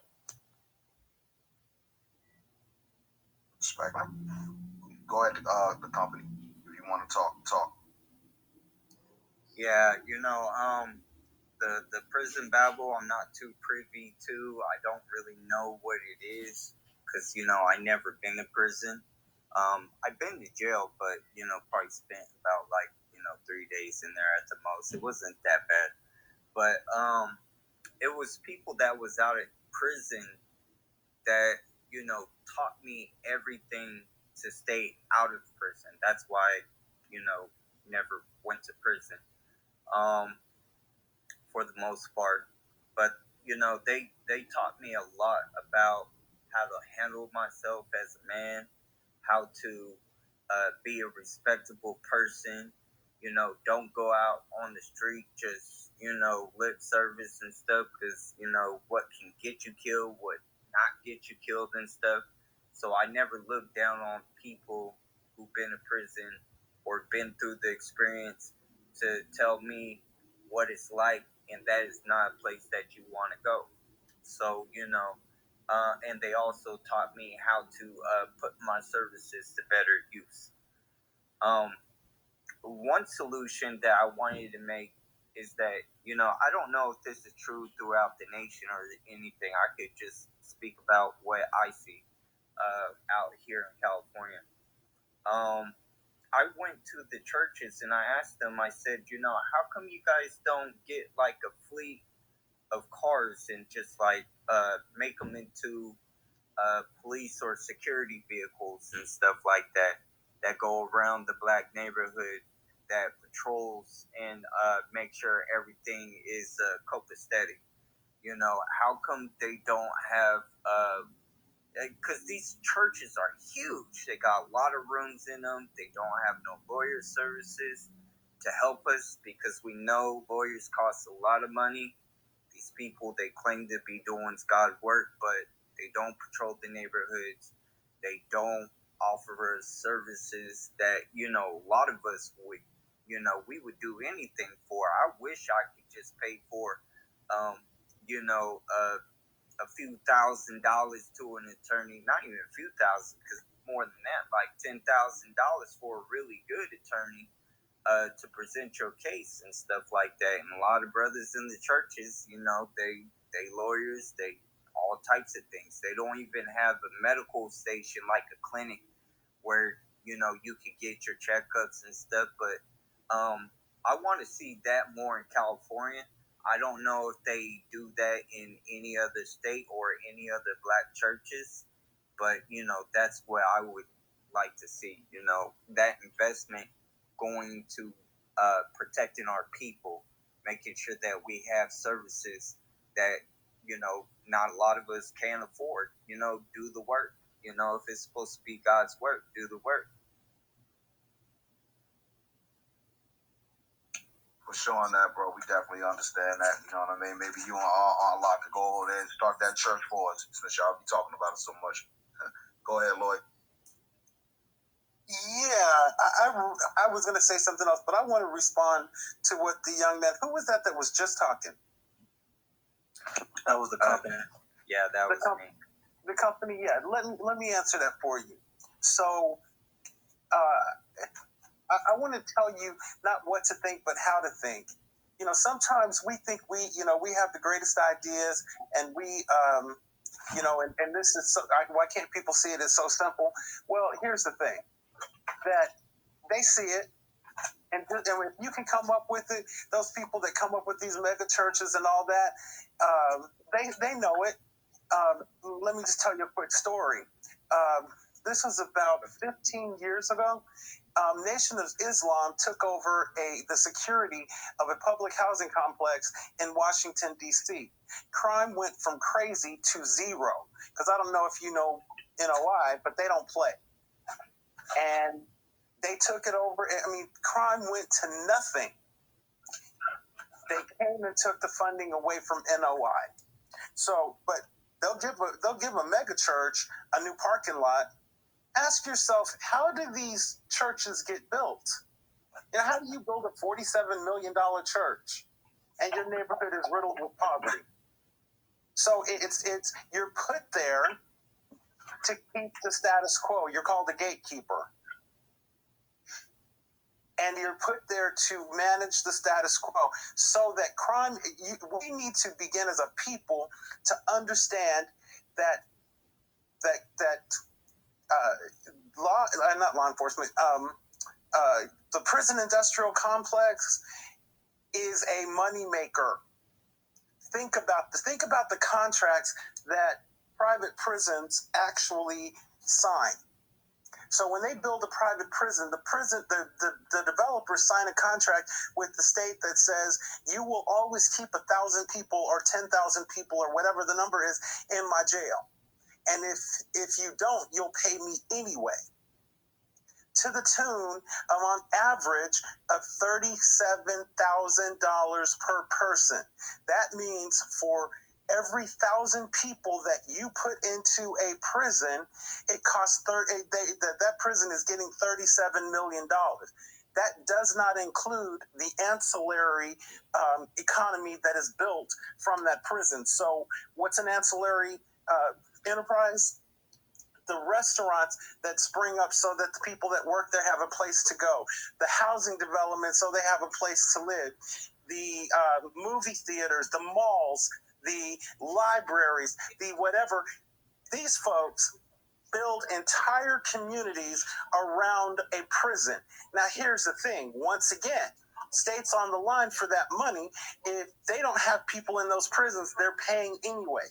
So understand that we are fodder for that. We're the ones, they don't care if we're right, wrong, or indifferent, you're going to jail. You're going to prison. So, and I hope that y'all understand what I'm saying, that don't think that these folks that have the position that could change things, they're not going to, because they're put there to not change it. I'll land there for right now. Thank you, Lloyd, as always. For those, like I said, that's not following, make sure you follow the host and both of the co-hosts. Make sure you follow DJ and Ray as well. Show some love. Support us on Cash App, $Newstoter, $Newstoter. And Shepard, I know he's been pretty active up in this space right here. Really got Shepard going because it's talking about migrants. So he's been active in the comment section. So I told him to come on up here if you got something to say, because whenever it seems like when we talk about Black Americans or something, that it's always something negative about other group. So just want to hear his brother's a point of view, because I know, like I say, he's really been going off. He's upset that everything that Jackson is Pan-African, the city of Jackson and whatnot. He's criticizing the space here, talking about a quick way to try to come up and get clout is by attacking migrants and stuff. Anybody that's in this space will let you know that we have talked about immigration before, but the bulk of the spaces do not center around immigration. So once again, Shepard, I know he's a pretty opinionated brother. I don't know if Shepard himself may have a bunch of immigrants in his family, so he's taking offense to that. So it's going to be interesting to hear his brother's point of view. I know he said that Jackson, the city itself, which is a southern city in Mississippi, and I want to know exactly how Pan-African it is. I like to know all the Caribbeans and all the Africans and all of the diaspora worldwide that helped make Jackson, Mississippi, in the heart of Old Dixie, a Pan-African haven. So this should be interesting. Go ahead and unmute your mic, Shepard. Wow, with an introduction like that, I'm just gonna grab the award and just creep out the back door. For real. Thanks for framing me. Like you definitely are a master criminal, family, because you just framed the fuck out of me. I'm going to jail. Like everybody in here think that, I'm on some bullshit before I even open my mouth. That's funny, fam. But that was good. I'm glad you did that. That's not what we were talking about, right? I don't like a few things, and I'm opinionated, and I definitely can come up in the belly of the beast in a room that might be against me and speak my mind, because that's how I'm built. And I don't have to agree with you on 100% of everything, but I don't disagree with a lot of things that y'all say, but I'm just not on your team, and I make that 100% clear. And let's clear up this shit, this thing. You type in Princeville, North Carolina in my search box. I go back 450 years. My family built the first brick and mortar church, that were as Masons in Eastern Star. And Princeville is the oldest black town ever incorporated by ex-slaves. And that's my lineage in America. So let's just debunk the whole, I must have some type of ulterior motive with immigrants. Nah, that doesn't mean that doesn't mean that you couldn't have some immigrants in your family. That you. But I just debunked that. So we can't keep going to that. I just said no. That's not true. Okay. I know me. I know my family, and yours is an opinion. And I just said that's not true. So we can leave it alone. We can leave it alone because it's not true. But this is your comment about the space. You're saying that you support Newstoter, but the spaces by immigrants must be a popular thing for people to fit in and be liked. Let me explain why I said that. I said that's exactly what I wrote. Here's my but thing. You ain't even let me finish talking, man. Hey, bro, you put the conversation on me. But let me explain the comment, then, fam. Let me explain what I wrote. Before you explain it, you keep trying to frame it so I don't get to explain it. Brother, you the one who dropped the comment. We didn't say anything about you. You saying that this is a popular topic and that people doing it so they can be liked. And I told you before. I know what I wrote. I know what I wrote. Let me explain what I wrote. You've explained me since I came in this space. You haven't let me explain. I didn't finish reading the whole thing. And then you started talking about that the rhetoric was Nazi and this and that. So I'm saying you the one came and framed this. When we talking about immigrants, I'm talking about these immigrants that's getting put up in $700 rooms, people getting free stuff and this and that. And you had an issue with it. You had an issue so much that I don't have an issue with that. You've never let me explain. You framed me from the beginning, and you're still doing it. Brother, so I'll wait for you to finish. Brother, I can read your tweets. I mean, come on. Right, and you're interpreting my tweet without understanding why I said what I said. You're interpreting what you're reading, and that's your interpretation. I tell you what, you go ahead, and then I'm going to read your tweets and stuff, okay? And then everybody can decide if I'm interpreting it or just what you meant. So go ahead. Yeah, that's fair. But that's all I'm asking for is a fair hearing. Hey, You're Shepard, like the lawyer and the judge right now. Well, hold up, Shepard, just to be fair, now I ain't going to say much. It's for people that don't read the tweets or don't know where to look at to understand what y'all two was going about in the chat. So it's just context purposes, that's all. I agree. I think he gave a lot of context in the beginning, like a whole 2 minutes on how fucked up what I said was a whole 2 minutes contextual speech in the beginning. So now let me explain. Let me build. Am I good? Go ahead. Okay, I don't want to break the rules or nothing. I just want to be able to have a fair hearing. Yeah, but see, Shepard, here's what you don't understand. Debating is going back and forth. You say something, okay, let me answer that. Okay, I said something, you could jump in on that. And I got to mute my mic on that so you can explain. That's all Tyler trying to do. That's all we do in these spaces, context purposes. That's all, but go ahead. You know, I'm in this space a lot, yo. You know, I started my tweet out with I support Newstoter, but this is what I don't support. So it's a double-edged sword. I'm with y'all 50%. I'm not with y'all 50%. That's a long-ass conversation because people from North Carolina don't behave like that. All right, Shante. Okay. Go ahead, Shepard. Go ahead. But people from North Carolina and Brooklyn do. Yeah, and I'm from Jersey and North Carolina, and we still... All right, and I'm from Brooklyn and North Carolina. Shepard, can you please just explain yourself? Because I'm trying to follow this. Okay, Lloyd. Okay. Go ahead, Shepard. Just explain yourself. For those just asking questions, that's what I'm saying, Shepard. In the chat right here, it's on the bottom right-hand side. It got lit up in purple. You can read everything Tyler and Shepard talking about as they talking live here as well. Go ahead, Shepard. That's a fact. All right. So I'm not with the immigrant kind of back and forth on every day, 5 spaces, not just yours, just in general. That's just not something I'm on. I come from a black nationalist, Panther, Cub, Pan-African family. My family do the largest Pan-African festival on the East Coast, with maybe Chicago coming in second, right? We bring out 1.5 million, and we probably move about $500 million in revenue between black people in the diaspora from all over the nation. Come to my family shit. So I have a different perspective because I see money changing hands. Black American, foundational Black Americans changing hands, money changing hands with immigrants and with people from all over the world. So I have a different perspective because this is part of how we eat in a big bowl in my family. So of course I have a different perspective. Now, with that being said, I said what I said, but what you responded to, I didn't quite understand, and that's what I was trying to clear up. You said like Jackson doesn't have any water, but immigrants have $700 a night hotel rooms. So that was weird to me, and I explained why in my comments. I said, well, it's hard to compare and use Jackson as a comparative situation to immigrants because, one, Jackson is a Pan-African city. Brother Lumumba was part of New Africa, which Queen Mother Moore was a part of as well. And these were the first reparationists and Pan-Africans that actually created their own city. And once New Africa burned to the ground, so to speak, then Brother Lumumba, who is the current mayor's father, took his Pan-African vision to Jackson and mobilized Black Americans. These are all Black Americans. Mobilized Black Americans to take back their city from these racist crackers in Mississippi.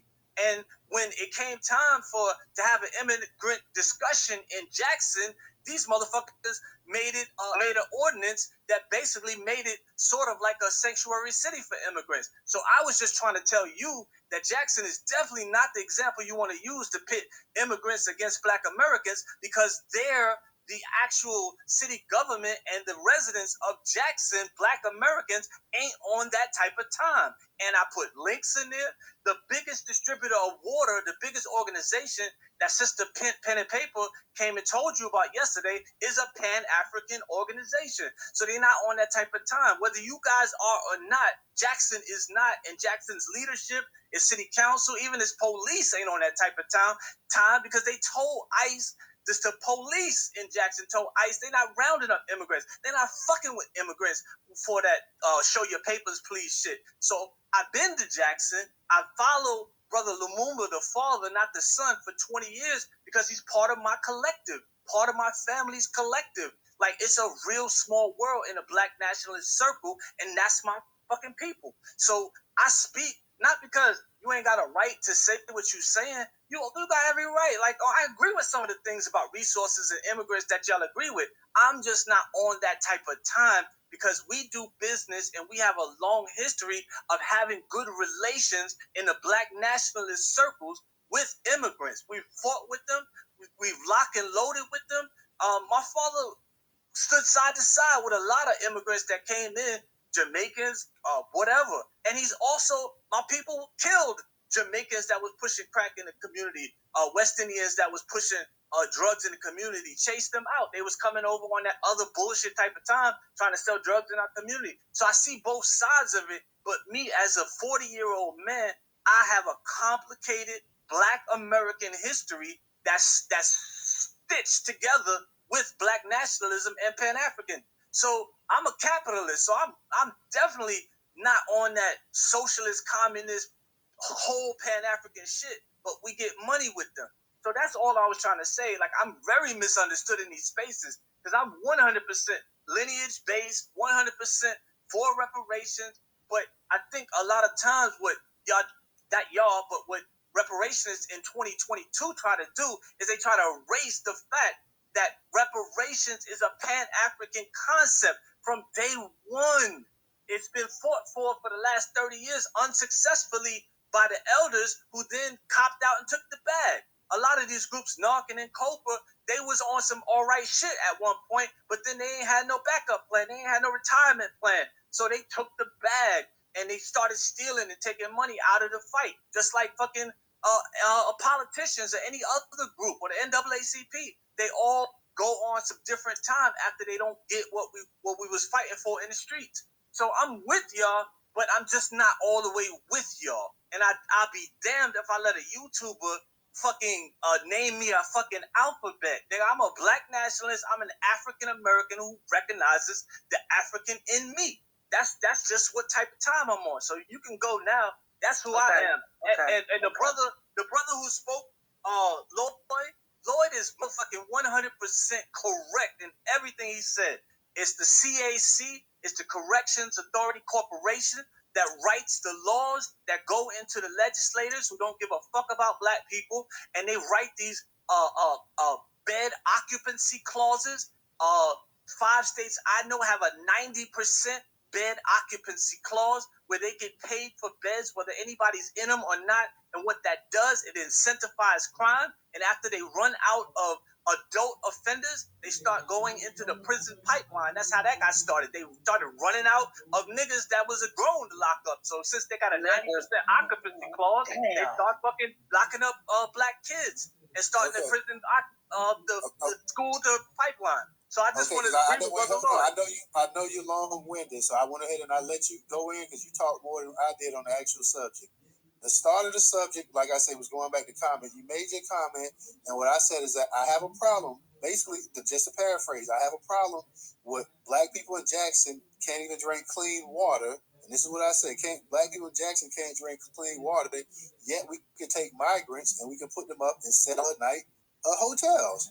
And then you came with the whole Jack. Well, that's a bad frame because Jackson is paying. What the hell does Jackson being paying African got to do with people that's illegal aliens that came to this country that stand in hotels that just about most of the people in this space couldn't afford to stay in? So that's how we got into it. And that's how we had our little. And then we kept leaving comments about this and that. That basically what I was saying that this was almost some kind of neo-Nazi type of talk and stuff that I was saying. So. And we're going to be real, brother, because like I say, I haven't read all the Mississippi Attorney General is a neo-Nazi. He's saying the same thing you're saying. The mayor of Jackson is fighting a neo-Nazi who is literally repeating the same thing you're saying. So if you really read what I'm saying is, and I put a link to the neo-Nazi fucking Attorney General that is trying to get rid of immigrants for the same reason you are. So he's a white supremacist saying the same. Because you talking over me. Now, if you want to be honest, now, if we want to talk about what illegal, now you can sit here and say that basically, I guess you're trying to say that black people shouldn't worry about immigration at all, whether it's legal or illegal. That's what it sounds like you're trying to say. Also, in case you did not know, if we're going to be honest here, illegal immigration hurts black American men more than it hurts anybody, any other group. We did a space on that as well, talking about immigration and the impact it has on black Americans. Both the Democrats and both the Republicans both agreed on that. Now, I'm not sitting here saying that I don't have a problem. If somebody wants to be Pan-African, fine. My thing is that, and I also said in the actual comment, I said, we don't just hold spaces on migration. I said we have a well-balanced space. We hold it on various topics. And I said, just like we was talking about the Jackson water crisis the other night. When I talked about that, then you started going into, Jackson is Pan-African, Jackson is this and that, this person is all this and that.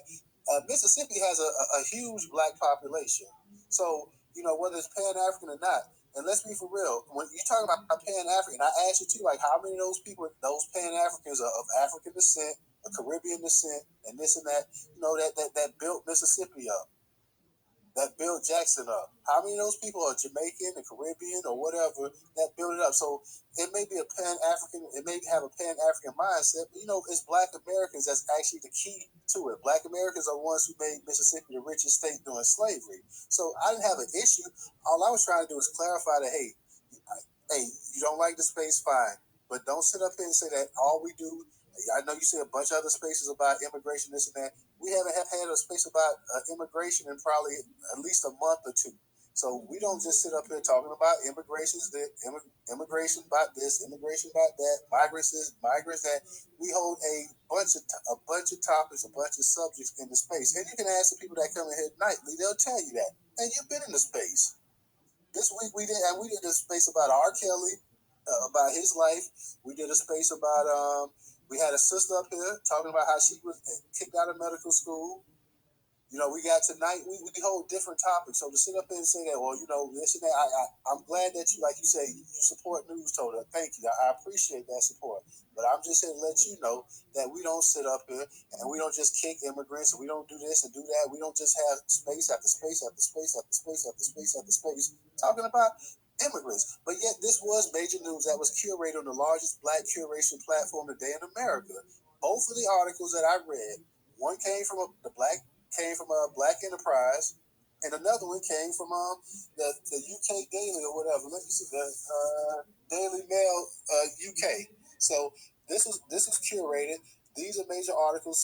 Both of them are like a couple weeks old, and we just went ahead. In one article, you had 1,000 migrants who were arriving in New York City from Texas that had free cell phones. These same migrants was getting put up in hotel rooms in Manhattan off of taxpayers' dime. Black Americans, they don't just take Black Americans, round them up, and put them in $700 a night luxury hotels in Manhattan. So that's all I was saying. So you had New York and Texas going back and forth. So I'm going to mute you, but I'm just letting you know exactly where I'm coming from. I heard where you're coming from. I'm just letting you know where I'm coming from as well, brother. Sounds good, brother. But if you read my comment, I didn't say you only do spaces on here. I'm with you like every other night. I'm in the space with you on different topics. I was with you last night on the Jackson topic. I spoke and I dipped. So we already on the same time when it comes to what you do and your content creation. And I respect you. That's the only reason I fuck with you is because you're a content creator and you keep your ear to the ground. So I fuck with you, and DJ Sake, no, I fuck with him too. So I don't have to agree with y'all 100%. But the only thing that I don't want you to misinform people, you can be Pan-African does not mean non-Black American. My entire family is Black American and Pan-African. So were the Panthers. So is 1,000 people that are Pan-African and Black nationalists, because that's kind of one thing, and are still Black American.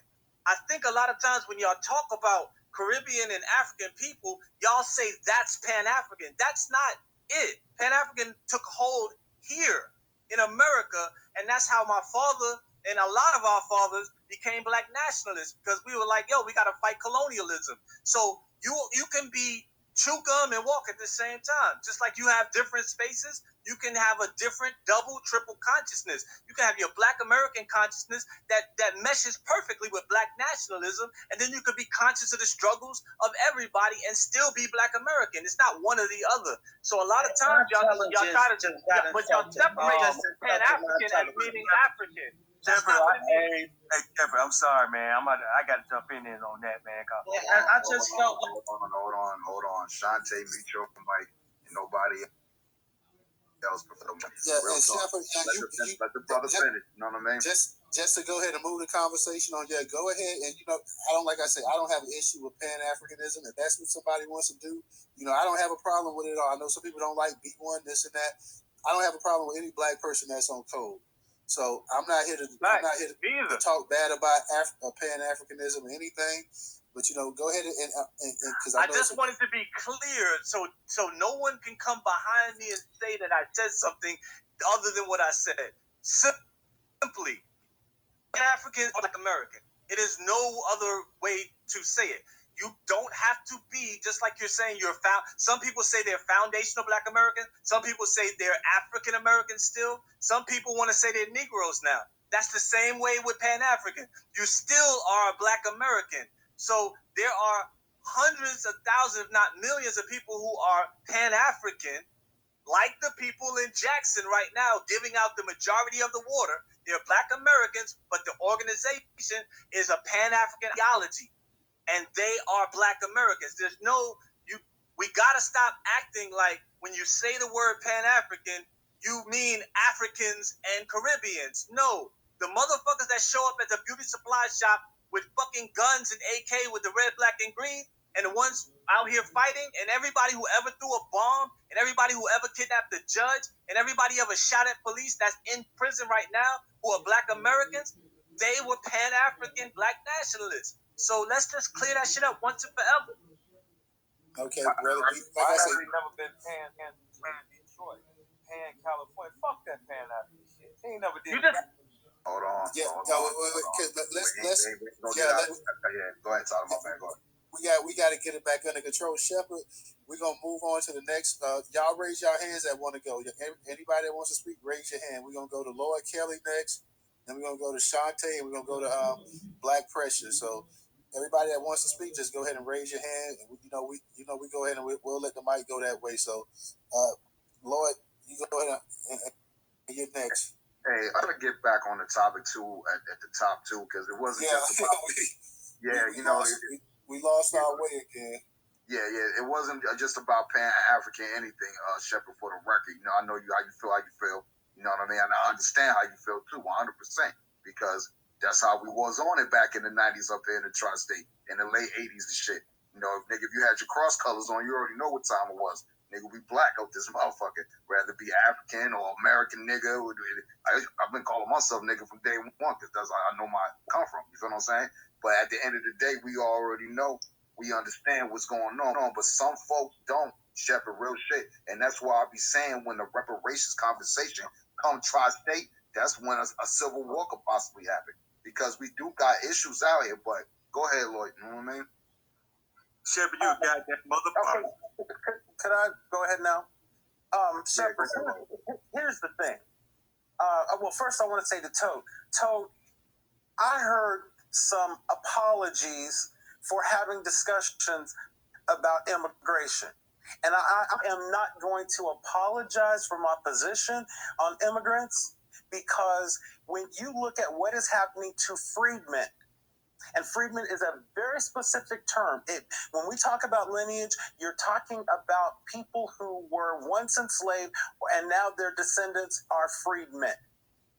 And you're absolutely right, Shepard, you're absolutely right about the historical context of Pan-Africanism. It did start here. But what the founders did not intend was for our history to be erased. So when you here trying to do critical race theory, and you no longer can teach Black history in our schools because they're trying to erase freedmen. Nobody is. Let me say this. I can only speak for me. I'm not saying that I can't work with other people of the diaspora. However, when it comes to issues like reparations or the history of Black people in this country, we're talking about me. We are talking about my family. We're talking about people, because the other Pan-Africans, they weren't out there in those cotton fields. They weren't serving Miss Ann her soup. My family was, and I'm not apologizing for that. And the first rule of good politics, the first rule is no permanent friends, no permanent enemies, just issues. And I am not immigrant. I am freedman. That means that as a human being, as an individual, I was formed in this country. The other people weren't, meaning that I'm not African, I'm not European, I'm not Hispanic, I'm all of those things.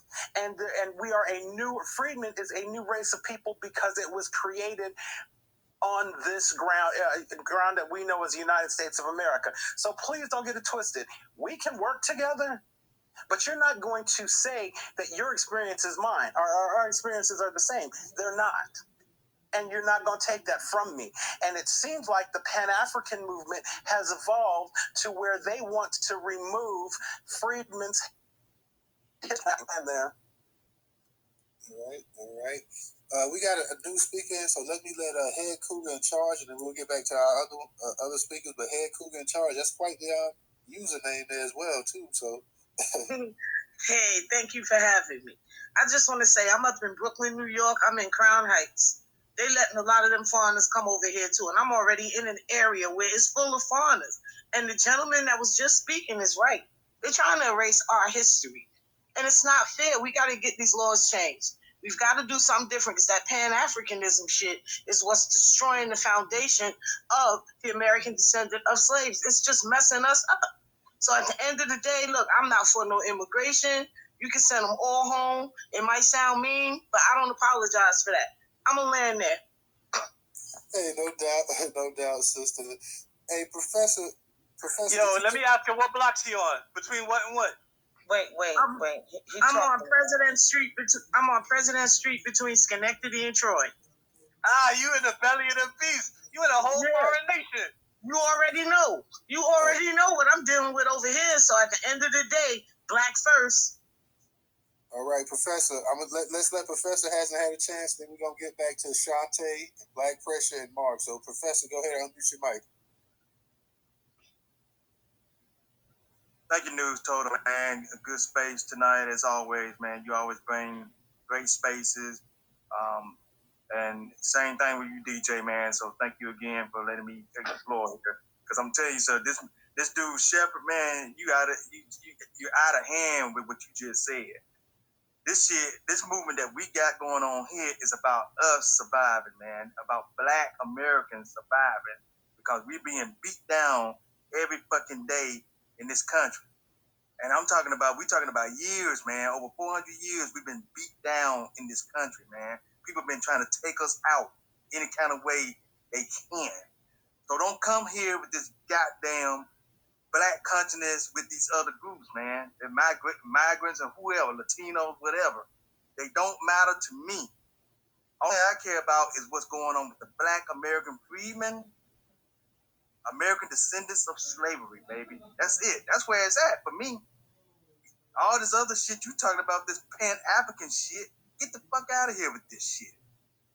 I land my plane there.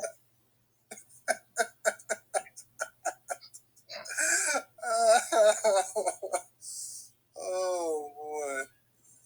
Oh my God. Like this space here, like y'all be killing me, man. Like y'all. Can I just say one more thing before I let my mic go? Everybody in this room that's against Pan-Africanism, real shit, you need to have ICE on speed dial in your phone. When you walk past them jobs and you see all the Mexicans working on them jobs, you know they illegals. You supposed to make the phone call. Straight up. You got to start snitching on them. Because at the end of the day, it's about us. We trying to keep ourselves here. They taking jobs that our people died for. Our people got hosed down, gunned down, literally died so that we can have these opportunities. And we'll walk past a job that somebody in our family wanted, but you see a whole bunch of Mexicans or Jamaicans or somebody working it, you know they illegals. If you look on my page, you will see that I put all the information up. You can get a second income. You got to start reporting. You got to call. You ain't got to even leave your name if you don't want the second income. I'll take the second income. I'm leaving my name. But the fact is, come on, start telling on them. You got to start snitching. You saving yourself. No doubt, sister. No doubt.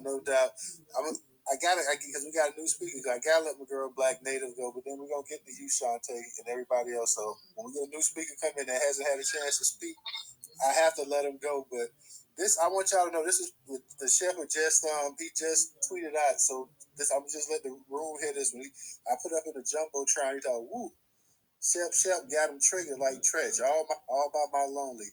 I run up in the lion's den and snatch the jaw of the lion. I'm a wild cowboy, so Shep will come up in here just to get everybody going and whatnot. So don't be mentioning no Jersey artist, Shepherd. Stop. Mention no vocal niggas if you really body. You know what I'm saying? Leave us Jersey artists out of that, man. Go ahead, Black Native sister. Go ahead and unmute your mic. Thank you, Newstoter. Thank you. What's up, DJ? Hey, everybody. Hey. I heard this dumb shit he was talking about with Pan-Africanism because he was raised with a Pan-African family. I'm from Brooklyn and I live in North Carolina. So when he said that shit, I was like, oh, wait, hold on. What's going on? And the sister said where she lived at, I used to live on Crown Street between Brooklyn and New York Avenue. So I know exactly where you're at in Brooklyn. Okay? This guy right here, like you said, I've seen him in the spaces, and it seems like he's here just to be on the offense, on the offense. You know what I'm saying? It seems like that's what he does. We don't owe these people anything. Okay, we don't owe them. They owe us, if anything. So if he wants to be Pan-African, he could stay there. He could stay Pan-African somewhere else. We're tired of it. Like you said, there's no reason that they are allowing Black American people from Mississippi, mind you, and we know the history of Mississippi and how they've been doing our people for damn near, 200 or 300 years. And now you telling me they got people, foreigners, immigrants, just coming over here, staying in hotels $700 a night? No, that's unacceptable. He can't even justify that. Like, no, why? They should be there. Matter of fact, take that $700 that you're giving these immigrants who can't speak English and put that towards Mississippi.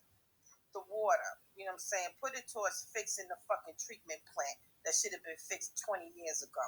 We got people over there can't bathe, got babies. You know what I'm saying? And can't flush their toilet. Most places, when you can't flush your toilets, they condemn the building, the house, because that's considered hazardous waste. Okay, so our people are over there suffering right now. I don't give a damn about no Africans, no Mexicans. And like the sister said, can you please put the phone number for ICE? Because if you said it's a second income, oh yeah, I'm gonna bring that money in. And like I'm snitching. I don't give a damn. They're not like I literally saw like right now in North Carolina, they're here. Okay, they're not just cutting grass anymore. They're doing the road work. They're doing the electrical work. They have banks down here. They have whole in Raleigh. They literally have whole shopping malls. Mexicans, and I was like, where did they come from? You know, and this is the South. So we better be very wise and we better be proactive as a people because we already know what their intentions are. They're trying to fade us out, bring the immigrants in for cheaper labor, and you know we'll just be a second thought, third thought, afterthought. So I'm just gonna land my plane on that. Thank you. Thank you, sister. Thank you. And not only that, like I said, they stay in the $700 hotels per night, and they in Manhattan, and they basically where Times Square is at. So I mean, come on. I mean that you come to America, you get treated like that. Hell, who would want to go back home? I mean, you live better. You living better than every American in this goddamn space here. Who would want to go back home? And you haven't lifted one finger, haven't done anything for this country yet, and they treat you like that. So don't sit up here and tell me that these people don't get benefits, interest-free loans, grants, and everything else to start businesses that Black Americans never get access to. And people want to sit up here and talk about, well, these people just came for him. They don't discriminate back. Why y'all couldn't do better? You see why we can't do better because of the government. Hey, Todd, I just want to add on to that real quick because I know people that I served in the military. I got people that served in the military, veterans that can't even get a damn house, but these people coming over here getting all these freebies. Hey, yeah, ridiculous. Yeah, ridiculous. Hey, so with that being said, right, it's like Biden gave these motherfuckers the Willy Wonka ticket, yo. Real shit, yo. They found the golden ticket. And for whatever reason, Biden doing this shit don't make no sense. Keep it real. It's like, you know, we already know you strong Thurman's fucking protege and shit of the KKK. So us black folks have been voting for our demise for the last 6-70 years, yo, on some real shit. Biden is a fucking career anti-black politician, yo. This shit is fucked up. What the hell? Our people must have been really getting high back in the day, yo. You feel what I'm saying? Because this shit don't make no sense how we here now and we trying to explain this shit to people, but we get the vitriol from Shepard, and that's my dude from Brooklyn all day. You know what I'm saying? In the motherfucking house, I'm Uncle Murder fucking top GM1G nigga, getting money gangster out there. That's me. At the end of the day, these motherfuckers gotta go. I don't know how we gonna do it, but we gotta do it. You right. Put the number out there for ICE. Everybody looking for a job, go work for ICE right now. Because this shit is thick up here. Everywhere I go, I see nothing but South American looking, and they got all the latest shit. Like, how the fuck did you obtain that shit? And I've been here my whole life. Not that I ain't been trying. I got degrees on the wall. I got work experience. You know, I got my own shit. You feel what I'm saying? I got my fucking big truck outside. I'm chilling. But I could be doing better if I had some fucking help. You know what I'm saying? Just like they helping these motherfuckers. $700 a night at the Hilton in New York, nigga? Shit, nigga. I ain't even got $7 to stand in New York, nigga. $700 a night at the place called The Row in the heart in Manhattan by Times Square. I mean, yo, you need $700 to stand on just to be standing in New York. So if they just giving this shit away, shit, let me go up there for about a month, kick my fucking feet up. You know what I'm saying? You feel what I'm saying? I'm about to go up there like, yeah, I'm a migrant. You know, I need help. I just came from fucking Dominican Republic. You feel what I'm saying? Hola, you know what I'm saying? Let me get this paper, know what I mean? And yeah, let's start learning how to speak Spanish, obviously, now, y'all. We ain't got no choice, but go ahead, whoever wants to talk. It's Shantae's turn. We're gonna go in the order. Shantae, Black Pressure, Mark, Lloyd. So Shantae, go ahead and unmute your mic. All right, I'm gonna be honest with y'all. I know people, not too many, like a good handful, when I was younger, and then in my days right now.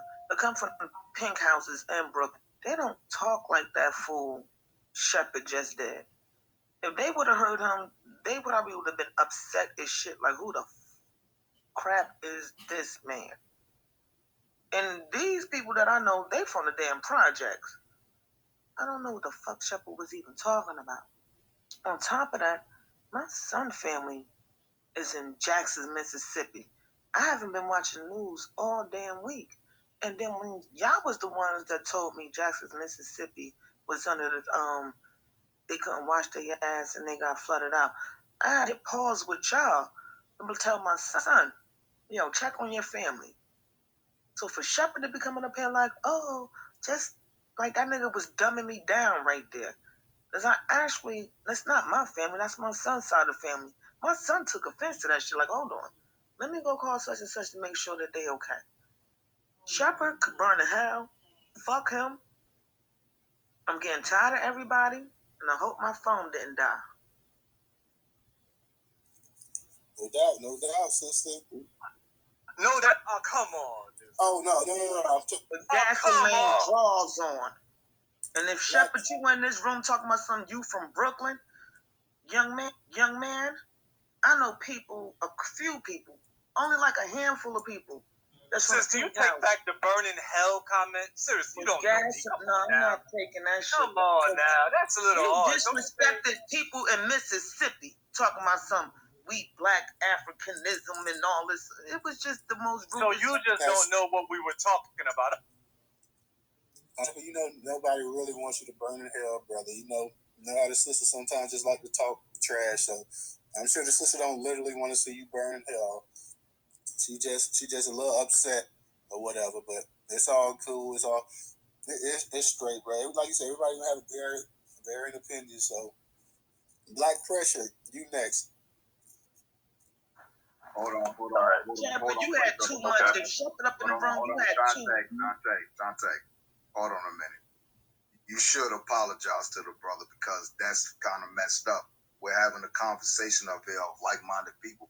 You can feel how you want about somebody, but if Shepherd say he FBA and you know his history and all this, that's your brother from another mother.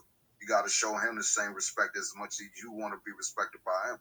So you ain't no more going off, yo. You know what I'm saying? And you should apologize, but I can't force you to do that though. That's on you. Go ahead, you know what I mean? But whoever was wanted to speak, I'm sorry, Tyler, but man, that was cute.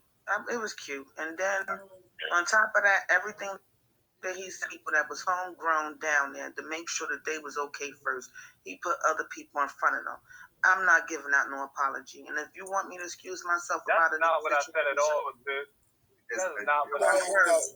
Hold on. Hold on. It ain't that serious. It's not that serious, you know what I mean?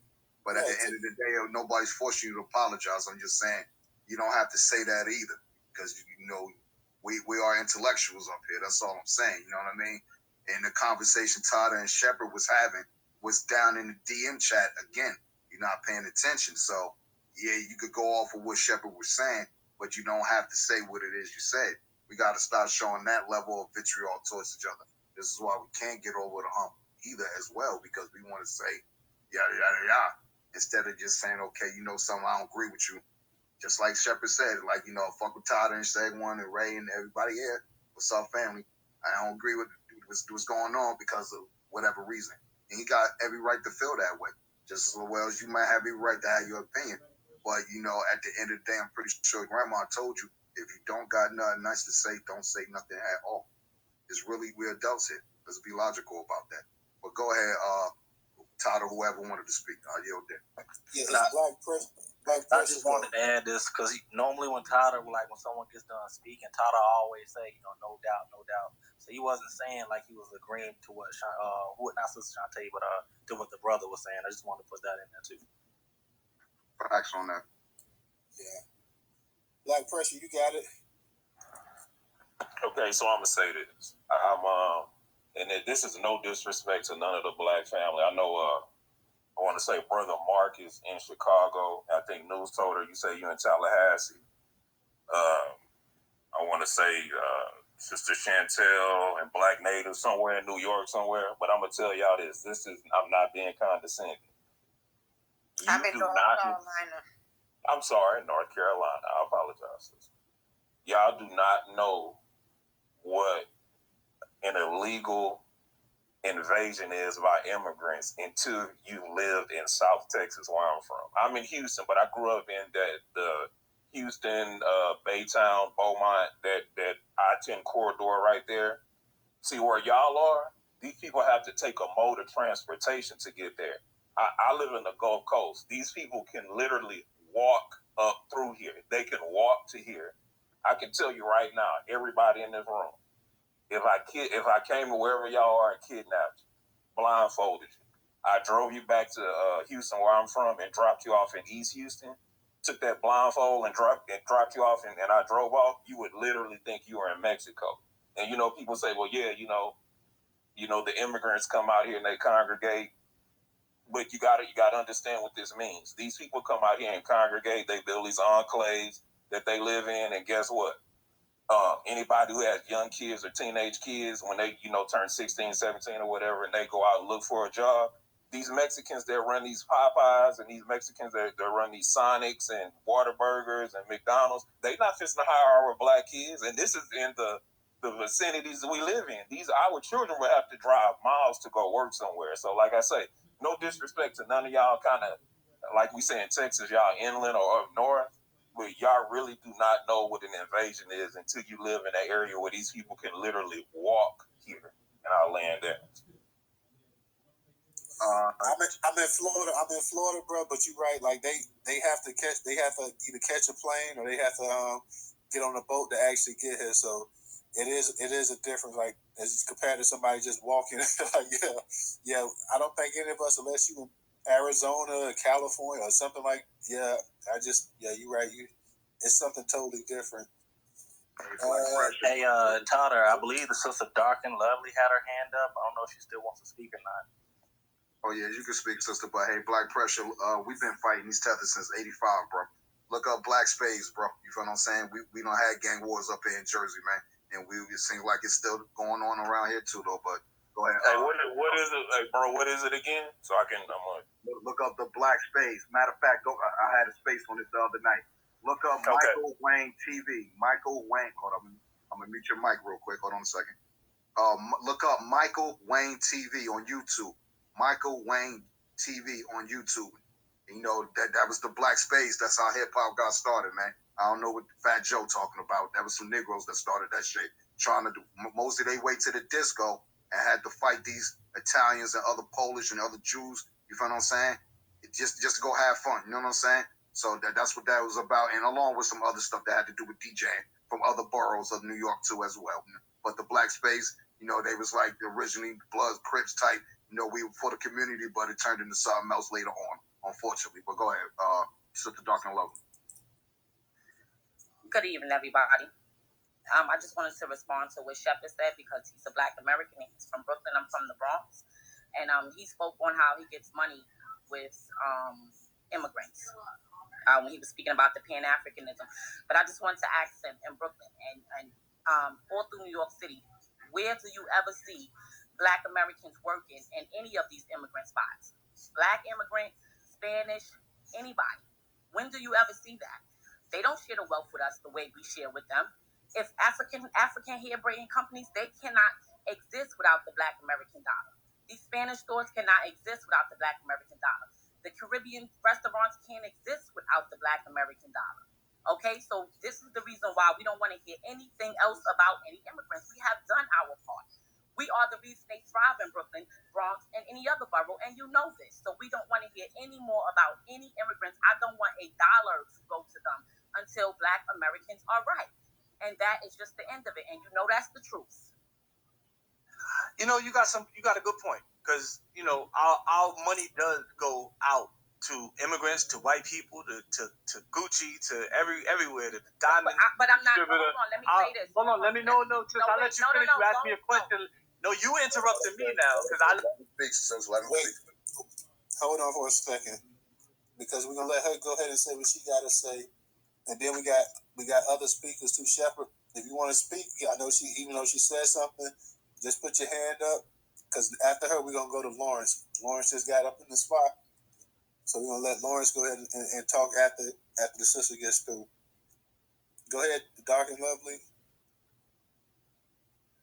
You want me to answer? What I'm saying is, I just want you to. I know I mentioned Latinos and things like that, but since you're Pan-African, I want you to speak to our so-called Black immigrant brothers and sisters, and I want you to tell me, when do you see them hire Black Americans, and how much do you see our dollar go into their pocket that allows them to send their remittances?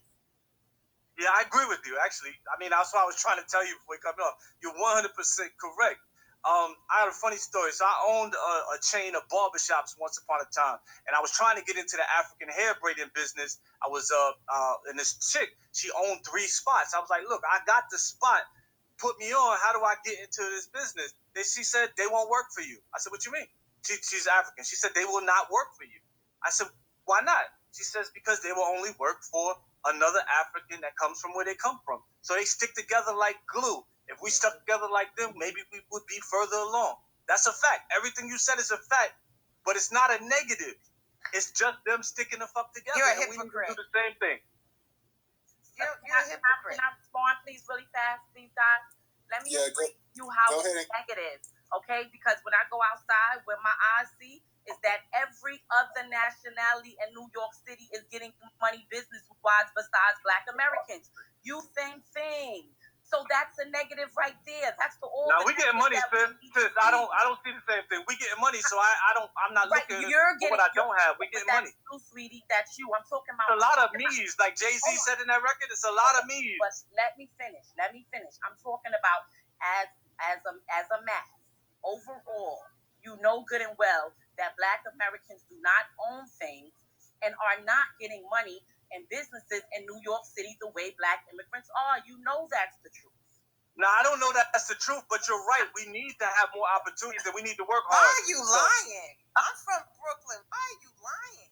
Like, you're literally... I just said I... Okay. Let's just not talk out of turn. So, look, with that being said, you know, just mute your plane real quick, Mr. Dog and Love. So I agree. Like I said 5 times, I agree. Like, I don't know how many times I got to say I agree with you to also be said I'm lying. I just don't totally agree with you. And you cannot force people to totally agree with everything that y'all say. I'm sorry. No, listen, let me finish. No, please let me go. Y'all don't even want somebody. Here we go, y'all. What we're gonna do is, we had too many people talking over each other. I know y'all was having a back and forth, but what we're gonna do, and Shep, like I said, just raise your hand. We're gonna go to the next speaker, so we can go ahead and keep the flow going in the room. So, Dark and Lovely, go ahead, and I'll give you a 30 seconds to go ahead and land it, and then Shepard, we'll get to you too, but we're gonna go to Lawrence next. Now, what I was saying is that I don't need anyone to co-sign or agree with what I'm saying. There is no disputing this fact in New York City that Black businesses are African, Caribbean, things of that sort. You have to, it's like finding a needle in a damn haystack trying to find a Black American business. Not only that, they will not hire us. Africans don't hire us. Caribbeans don't hire us. This is not something that I'm trying to go back and forth for. These are just facts. And anybody in New York City that that's a fact. That fact is that's not a fact. You're right. Okay, so that's listen. That's why I've agreed with you 5 times. I'm not against you. The thing is, they got theirs, baby. They got theirs. We did them. They styling already. We put them on. Black Americans put them on already. We up now. So go back to those Jamaicans. Can I ask you something? How are we up after them? We've been up, sis. Let me finish. Sis, we have been up. I don't understand that, but understand your. listen. Let me hold on, sis. Let me just ask you a question real quick. You asked me 5 questions. I answered every single. No, we're not gonna answer the question. What we're gonna do, and I see I have to go ahead and push this forward. What we're gonna do is go on to Lawrence, because Lawrence is waiting. We got somebody else requesting, so what we need to do is start trying to drop this person here or there, so somebody can get up and actually speak. So we're gonna go to Lawrence. Lawrence, unmute your mic. What's up, Newstoter? DJ? What's up, man? How's it going? Yeah, good build, good information. Of course, everybody's experiences are different when it comes to migration, where you are geography-wise. I didn't see who was speaking about his experience in Texas, but you know, California is the same boat. I can't tell you guys the absolute invasion and destruction that has hit the Black community in Southern California. The Black metropolis that you see on TV doesn't exist anymore. Even when you hear about people who own Black businesses in LA, oftentimes you hear people say that they own a taco spot. You know what I'm saying? Black people owning taco spots because there's not enough of us anymore to patronize ourselves. They came over there legally and primarily illegally. They turned all of Southern California. Most jobs require that you be bilingual, speak Spanish. That's prejudice and racist within itself. They only hire themselves, so your privilege is Mexican people, immigrants looking out for each other. They not only the businesses that they own, but they get into all the spaces where they have power, all the logistics centers, everything. Not first, it was just stuff that jobs that like, well, okay, warehouses and stuff, but now even corporate jobs. And when you go in there, despite your skills, they have a privilege for each other. This has left the Black community at the bottom in California. The Hispanics and immigrants, they're not quite at the bottom because they have community for themselves and privilege that they have built.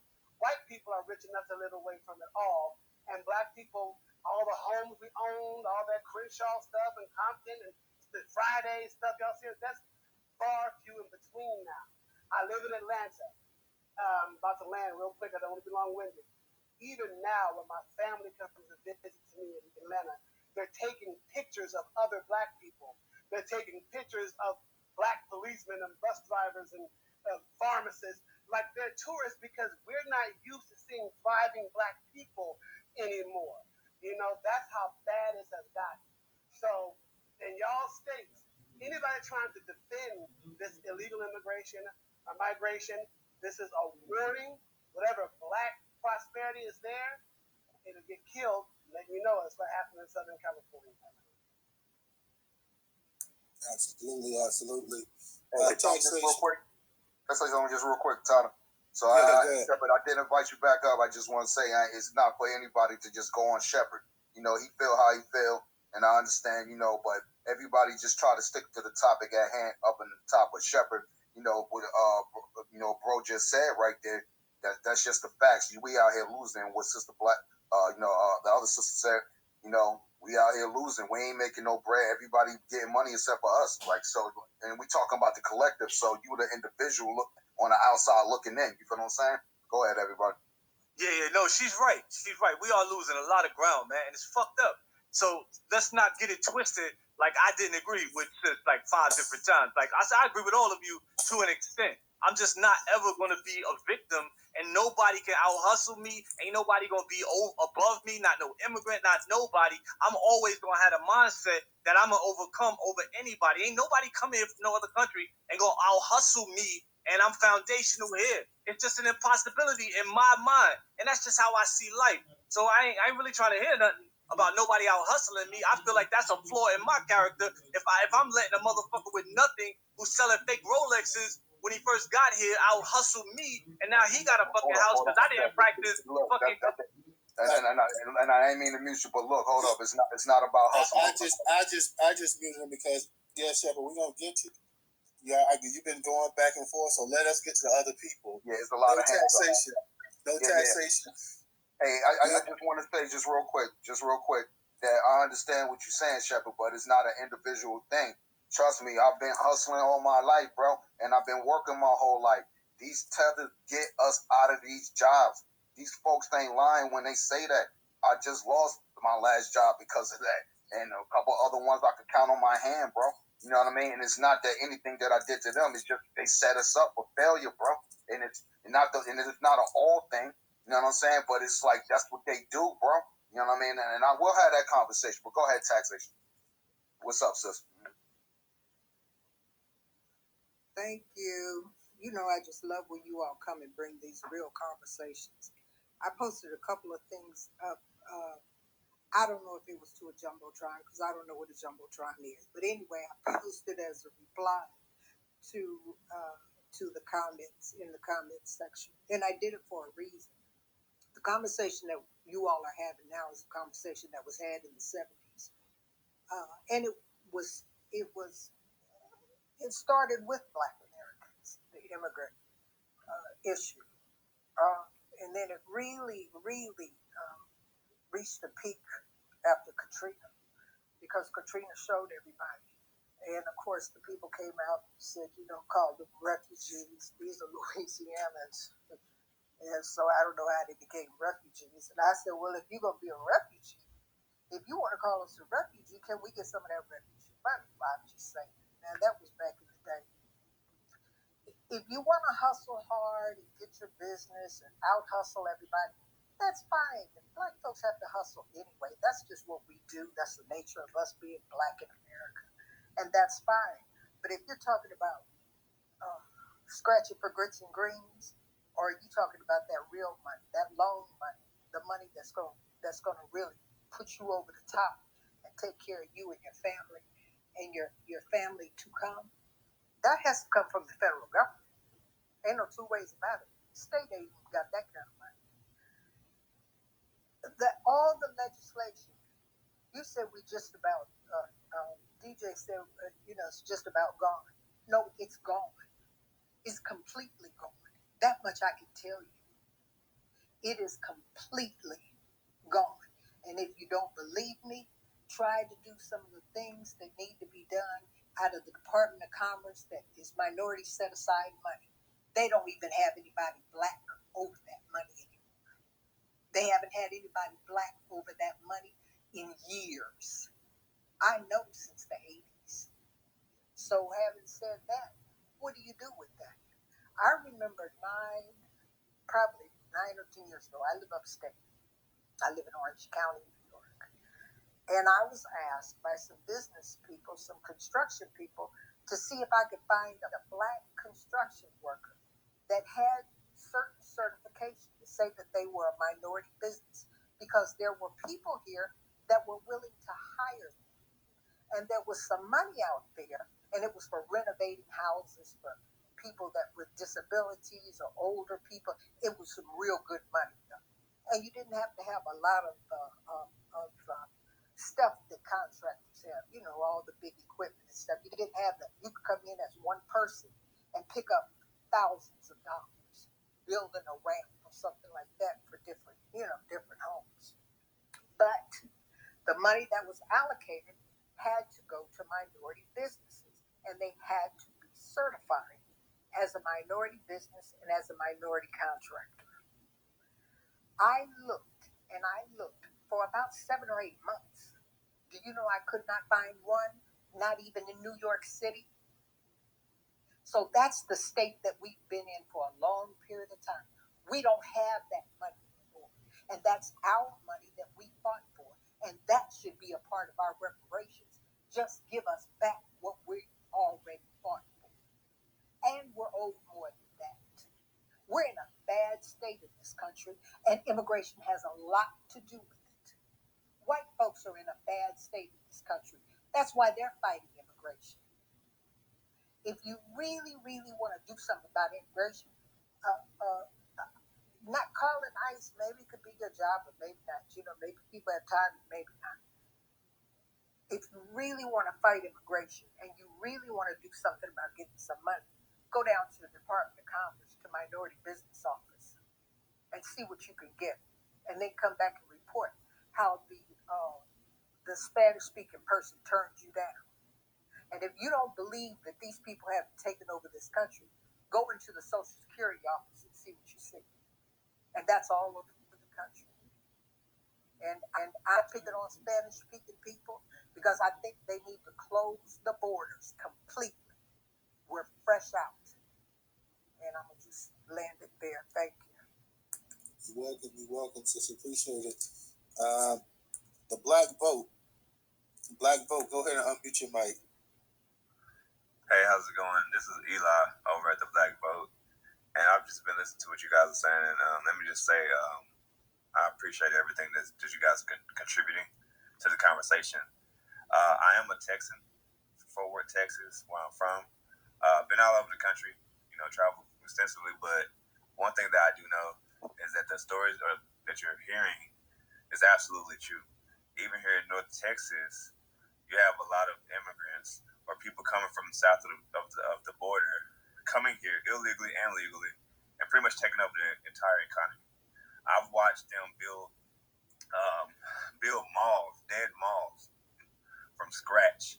Now they have business patronizing them like Chase Bank and Chuck E. Cheese and all these companies coming in to do business with them. They have their own economies here, but they're also boxing out everybody else when it comes down to economically. And when it comes down to the jobs, they got that sold up. They will get you fired within 3 months. That's not a joke. And then bring in their cousin. So they got it on lock. They got their plans together, right? This plan for them has been going on for about 50 years. So their plan was to take over Texas and the southern border in general through population because they couldn't use military or warfare. They weren't strong enough. I found out about this a while ago, I think 2015, in the Spanish class. One of the actual instructors, she was talking about the plan. I forget the name of it. You can look it up, I'm sure. And one of the young ladies, she jumped out of the chair. And, she was just like, yeah, she was into it because she understood, hey, this is the mission. This is our mission. This has been something that's been going on well over 50 years. And then most Mexican people understand that mission. They do business with themselves, so they do business with anybody else. So that's just the fact of the matter. But I just wanted to put in my 2 cents. Thank you guys for allowing me to speak. No problem. Appreciate having you in the space. Hey, with that being said, check NEEOC, Equal Employment Opportunity Commission. Check their records filed by Black American on race-based discrimination cases in the work employment. We got too many of our peoples that have been fired by these tethers. Shepard, hate to say it like that, but it's the truth. I'm in the shopping market one day, going to go get some groceries. And, the old heads, they talking and shit. Sister was so upset. She's like, yo, I just had to quit my job because of these Jamaicans, man. She was crying to the other OG and shit. I had to step in and tell her, hey, look, this is what you need to be looking at, man. That's why I told you to come back up here, bro. Yeah, no doubt. I don't disagree with none of that. Like, I haven't heard much I disagree with, to be honest with you. We just on different time. The time I'm on, get money, man. Die trying, man. Don't ever let nobody beat you, man. Like, some competitive shit. Like, that's what's in me.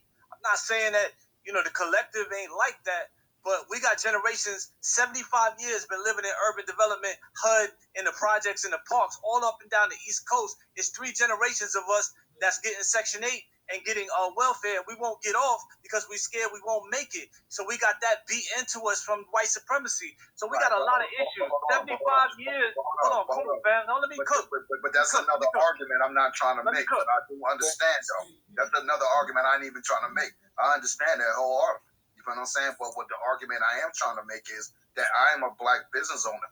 These tethers do not support me. I can sit no up doubt. here I mean, I agree with that. If I agree, I'm not going to keep repeating. It's not about you repeating. I'm just saying, I can sit up here and say, Tego película uno peso, musica uno peso. You know what that means? They fucking I agree with you, fam. I agree 100%. I'm just saying for context. Go ahead, bro. Go ahead, Tado. Hey, yeah, let's move the conversation because every time I know if you ask Shepard something, the Shepard's going to go on for a minute. So we got other people we're going to get up, but if we ask something, the conversation is going to stay right there with them. So I'm trying to get it around the room to the people who hadn't spoken in a while. We're going to go Lloyd, then we're going to go Head Cougar, Then we're gonna go Black Native. Then we're gonna go to company, and we'll get to you, Shepard. Yeah, this is Lloyd. You know, sometimes I've been waiting a long time to say a bunch of stuff, and sometimes the universe just needs you to listen. So I've been listening. And do we hear ourselves saying they won't give us jobs? Why aren't we in a position to give them the fucking jobs? See, I can't be mad at people taking care of themselves. Or if I have a home and you're homeless and I say to you, I'm going to help you, but this is what you have to do, and then you don't do it, you can't be mad at me. So if they're coming over here and they stick together and they don't go to the black shop, they go to the Mexican shop, or they go to the Jamaican shop and keep their money in their community and then take the profits and help somebody else get another business, I cannot be mad at them for that. This nigga spitting. So, I'm sorry? Who said that? I said, this nigga spitting. Keep spitting, son. Oh, so what I'm saying to us is that we need to stop saying that we need them for anything. We need to stop saying we need white people for anything. There are 47 or 48 million of us. Million. So if you take 48 million and everybody puts up $1,000, you've got $48 billion for businesses. How come we're not talking about black banks? Go to a black bank and try and get money. Try and get a loan. Why are we holding them accountable? They don't want you to take a loan. They want black banks make their money off of government deposits, and then they're told not to give you a loan. So why aren't we building our own banking system? I mean, think about it. If everybody put up $1,000, $48 billion in one bank. I'm sorry. We have got to stop talking about what they're doing to us and start saying this is what they're not going to do to us anymore because they're not getting my business. You can put my whole thing with the drug thing, the whole propaganda around drugs. You can come in my neighborhood and sell drugs. Just because you're selling them doesn't mean I have to buy them. But we say, well, they come here, so I guess that means I got to go buy drugs. Really? When are we going to wake up? Hey, Lloyd, how much money did Black Americans just get from COVID relief? I don't know, but I will say this. Zero. I will say this. I don't know what we got from COVID relief, but when they did the pandemic checks, okay, everybody got what, $2,000. So there's this bank. So $90 billion. Okay, hold on. I listened to Sirius 126, and one of their sponsors is One United Bank. You know, about black folks, and and they have the card with the king and queen cards, and they have all this stuff, right? They never did one commercial that we knew that money was coming for a month. They never did one commercial saying, when you get your pandemic check, please deposit it in this bank so that we can make loans to black people. Hey, Lloyd, all that shit sound good, but I want to know what year did white supremacy end and they quit sabotaging black people? Okay, my question is when here's my answer to you. When does black inferiority stop? Because white supremacy can't exist unless I believe they're superior to me. Ain't gonna happen. Their job is to sabotage us. That's why they exist.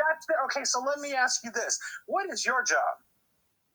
If I know your job is to sabotage me, what does that logically tell you my job is? And how are you coming to sabotage me? If you're coming to sabotage me by putting a bodega on my corner, and it's now convenient for me to go get my cigarettes, some sodas, or whatever, we got my lottery ticket. Here's the thing. Maybe I shouldn't go in your store. Because guess what? If nobody comes in your store, the store's got to close, right? So don't tell me what they're doing. I always find a way to say it. I don't give a fuck what you say or do, but you, on the other hand, should be very concerned about what I'm going to do about what you say or do.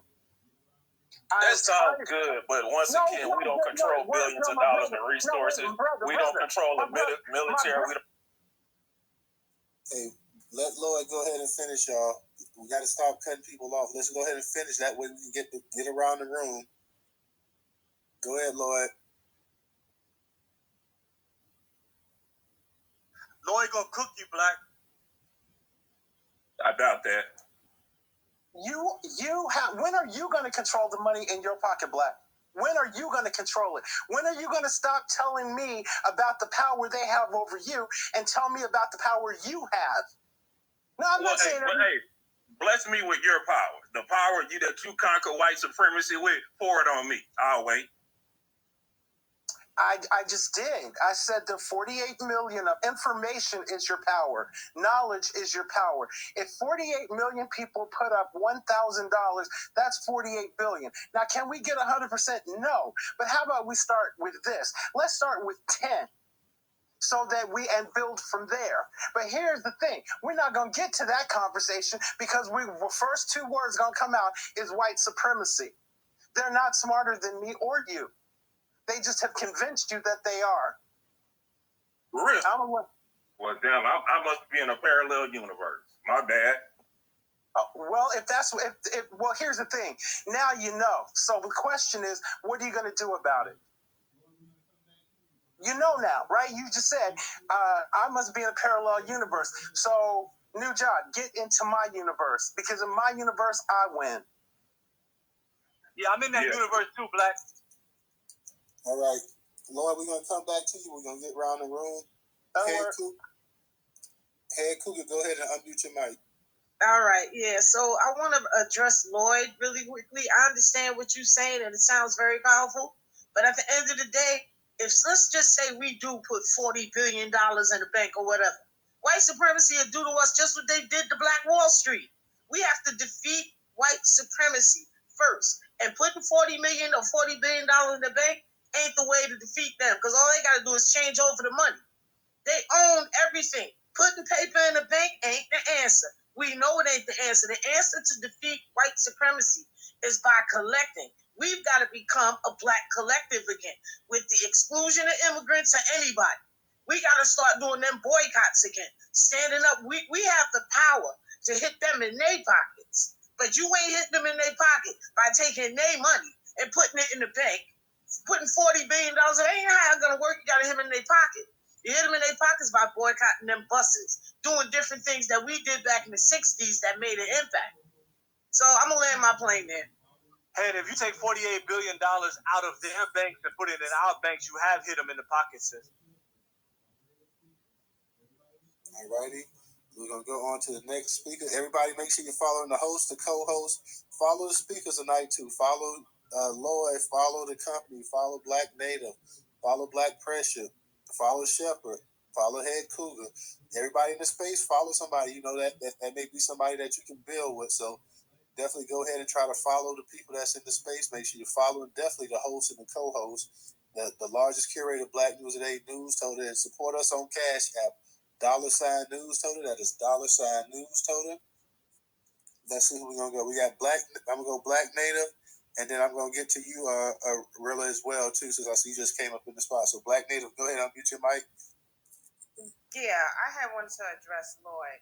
Lloyd, you sound like we're being defeatist. That's the reason why we're having these conversations in these rooms, so we can have, our conversations in different minds meeting under minds. What you're saying is like you. It sounds like you're an elitist to me. You're saying that we are defeatists, and I don't believe that. This is what you're saying is like we haven't tried this. What you're saying is not something I haven't heard before. We've tried every loophole to be able to be successful in this country. Nobody in here believes white people are above them or supreme. They have a system set in place, and what we have to do is destroy that system. I worked for banks. I was a financier. I was a mortgage loan officer. These foreigners are not coming over here with money in their pockets. They're getting money from the government.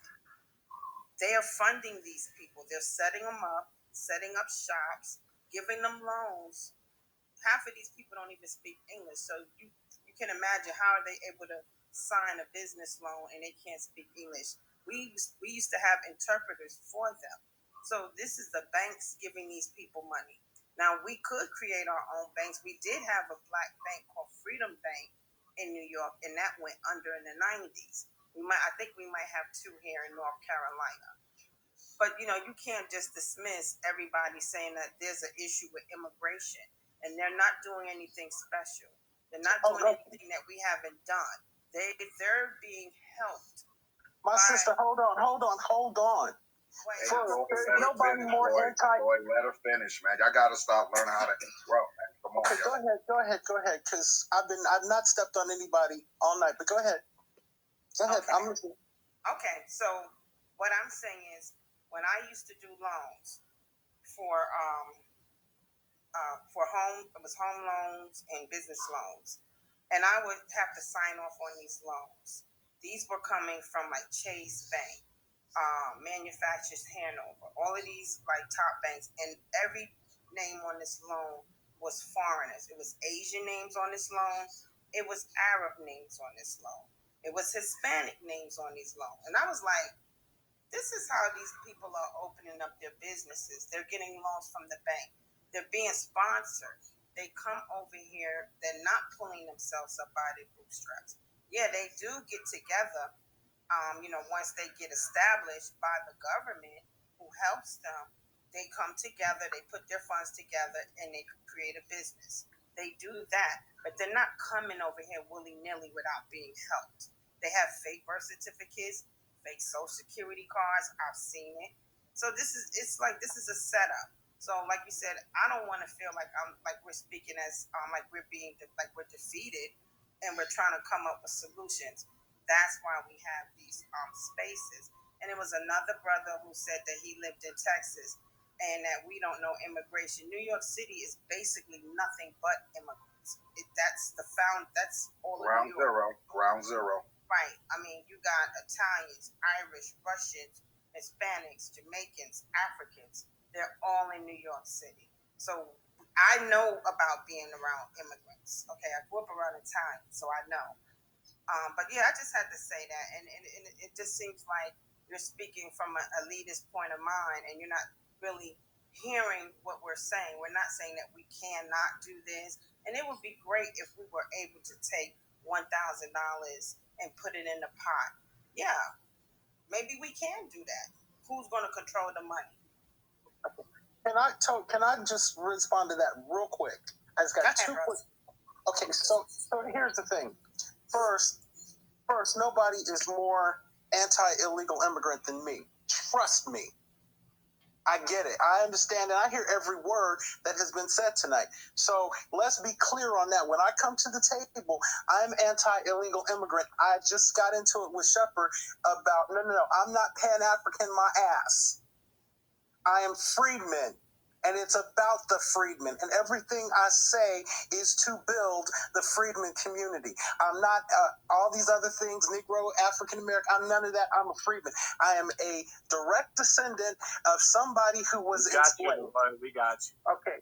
Second point, my sister, this is what I would ask you to do in terms of what we can do. You just spent 4 or 5, whatever, however long it was, talking about your experience in the banking industry. Why don't you do this? Could you hold a space explaining the banking industry to us so that we begin to understand how it works, not what it to us, but how it works so that we can use it to our advantage? Because every time we learn the rules, we win the game, but we don't know the rules. So you want to do something? Hold a space, explain how the banking industry works. Do that. Let's start there. Hey, Black, where you from, sis? I'm from Brooklyn. Yeah, I know that. Between what and what, you already know. Well, I grew up in Marlboro. You know where that's at. And I also lived on Crown Street between Brooklyn and New York Avenue. Okay, got you.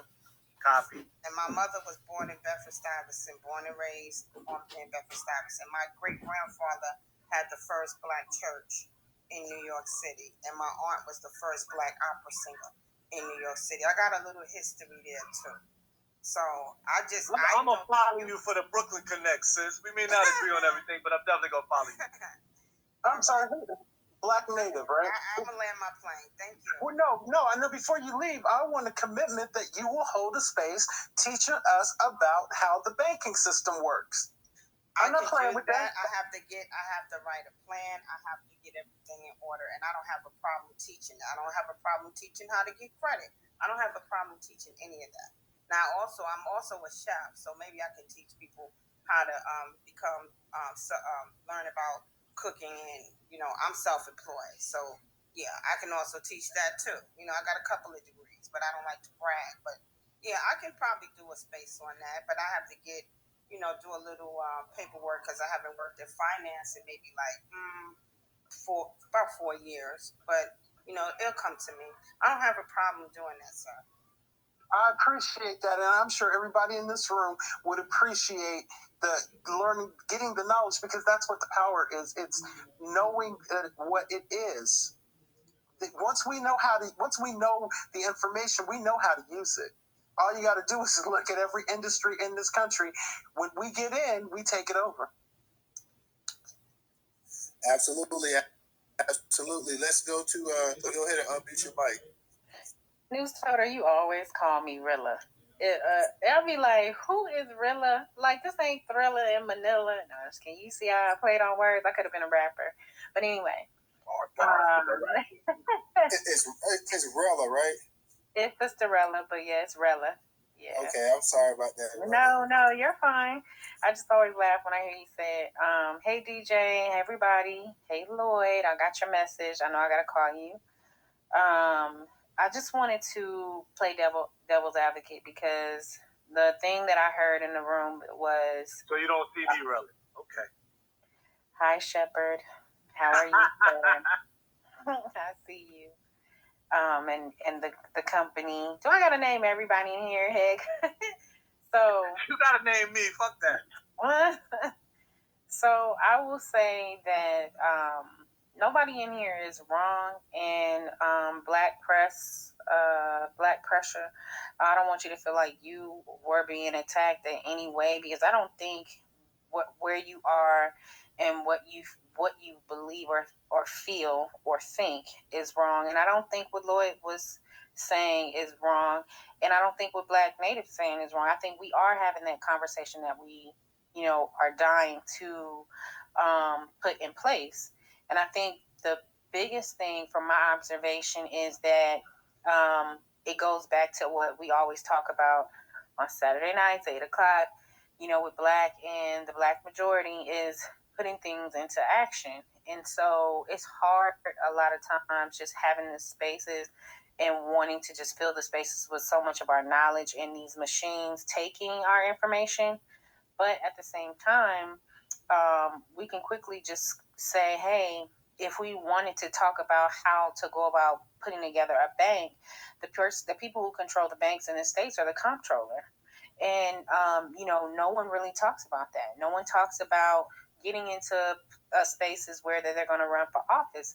Marcel, I call him Marcel in the Fabulous Four, ignited, Twitter on fire when they decided to run from the perspective of reparations and, the freedmen history, African American history, FBA, whatever it is you want to stand on your square and call yourself Negro at this moment in time. It is all embodied in who we are, whether or not you want to be called it.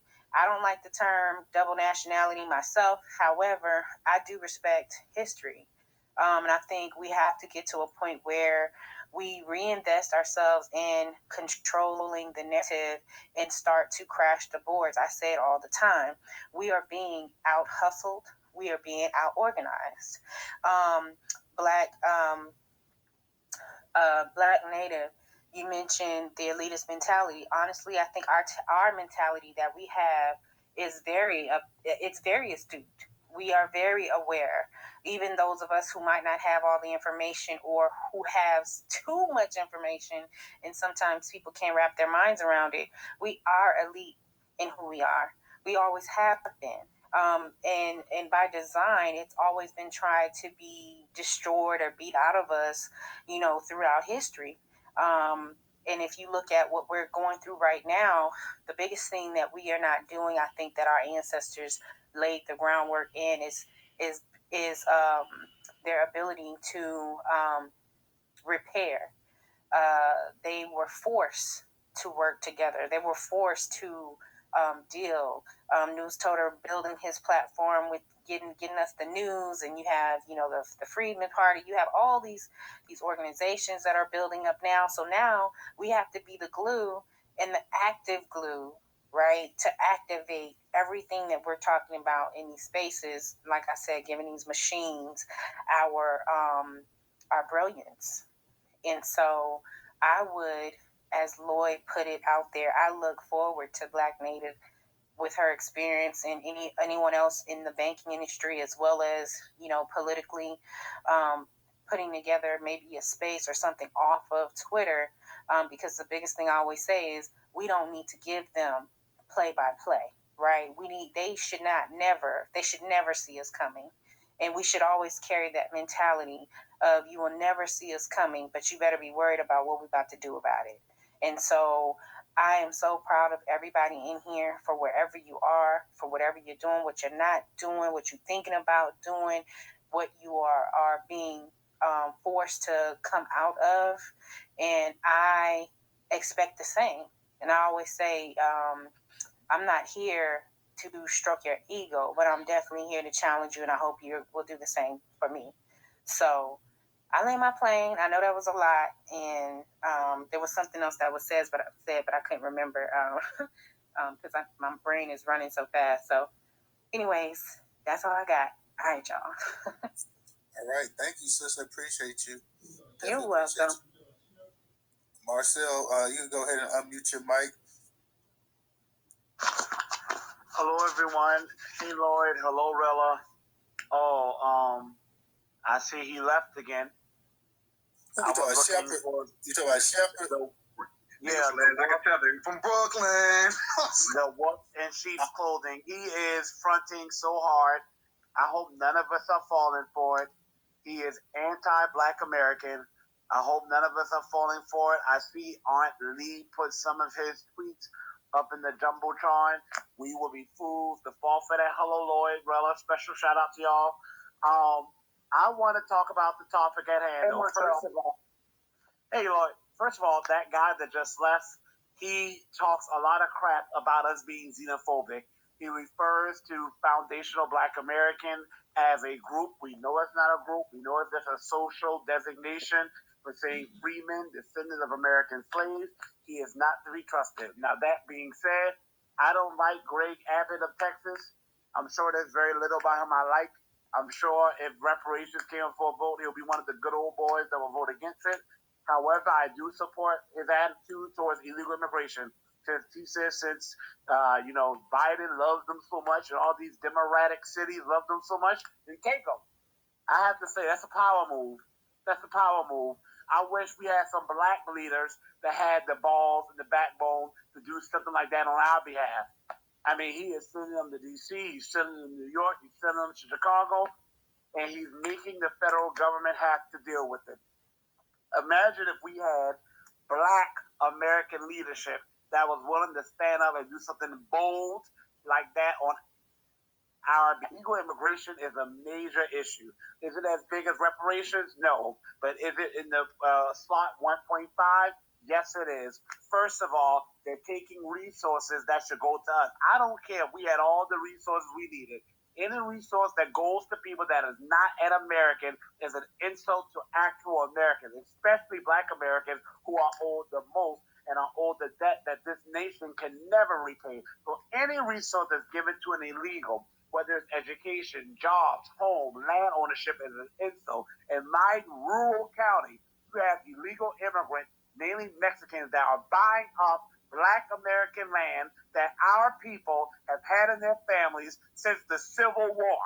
But because of the fact that from 1965 to 2009, we lost over 40 years of wealth in 1 year, Obama did nothing to save our wealth. The economic situation is worsening to the point where we own less homes now than we did during Jim Crow. We went from 19 million acres of property down to just 1 million and declining. We still have our highest unemployment rate. Okay? We still can't get basic necessities like clean water. We talk about Flint. I talk about Denmark, South Carolina. I talk about Charleston, South Carolina. I talk about Florence, South Carolina. Look what's happened in Mississippi. Meanwhile, illegal immigrants are coming here being fed on the hour tap. In April 2021, in just California alone, they were spending $60 million a day to house and feed illegals. Now this current government is requesting $200 billion to house and feed illegals, while Black Americans make up 60% of homeless people. They need to go. And everyone who's allowing them to come here are criminals. From this mosquito-faced, senile, anti-Black, drug-abusing, raising bastard that we have in the White House, and all the Democrats and Republicans have allowed this. This is criminal. This is literally an invasion that we're just sitting back watching happening. And don't think they're coming here to be our friend.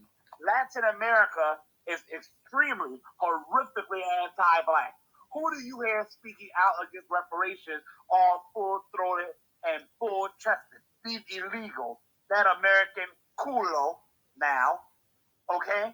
Those people that showed up to counter-protest against Carney. Talk about they're indigenous. I don't give a damn what you are. If you're indigenous, then you owe me too, because y'all participated in chattel slavery as well. Now, they're importing anti-Black bigots. Now, I don't care if these white people who don't like illegal immigrants may not like us either. Sometimes the enemy of my enemy is my friend. There's no permanent enemies, no permanent friends, just shared interests. And right now, we have a shared interest of getting these illegals out of here. Birthright citizenship needs to be rescinded. Okay? And for the kids that were born here to illegal immigrant parents, I have historically had the position that I don't believe in rescinding anyone's citizenship, but the more and more I see this, the more and more I start to reconsider. You should share the status of an illegal parent. From this point forward, and I'm really, really starting to entertain doing it retroactively. This is ridiculous. They just walk in our country like a damn Walmart. What country allows this? Dubai is putting all the Nigerians out. Canada pretty much banned Nigerians. We got these Mexicans and Central Americans coming here, starting gangs, probably bringing diseases over here, expanding the drug trade. Not saying there's not Americans participating. Of course, Americans are doing it too. But they're definitely participating. They're bringing it right here in our nation, just walking in our nation, being anti-Black. We don't know who they are. We don't know what criminal history they have. We don't know what they've done in their nation. If they commit a crime, all they got to do is walk back across the border, never to be found, no justice. This is ridiculous. And I land there. Absolutely, absolutely. Glad to hear from you, Marcel.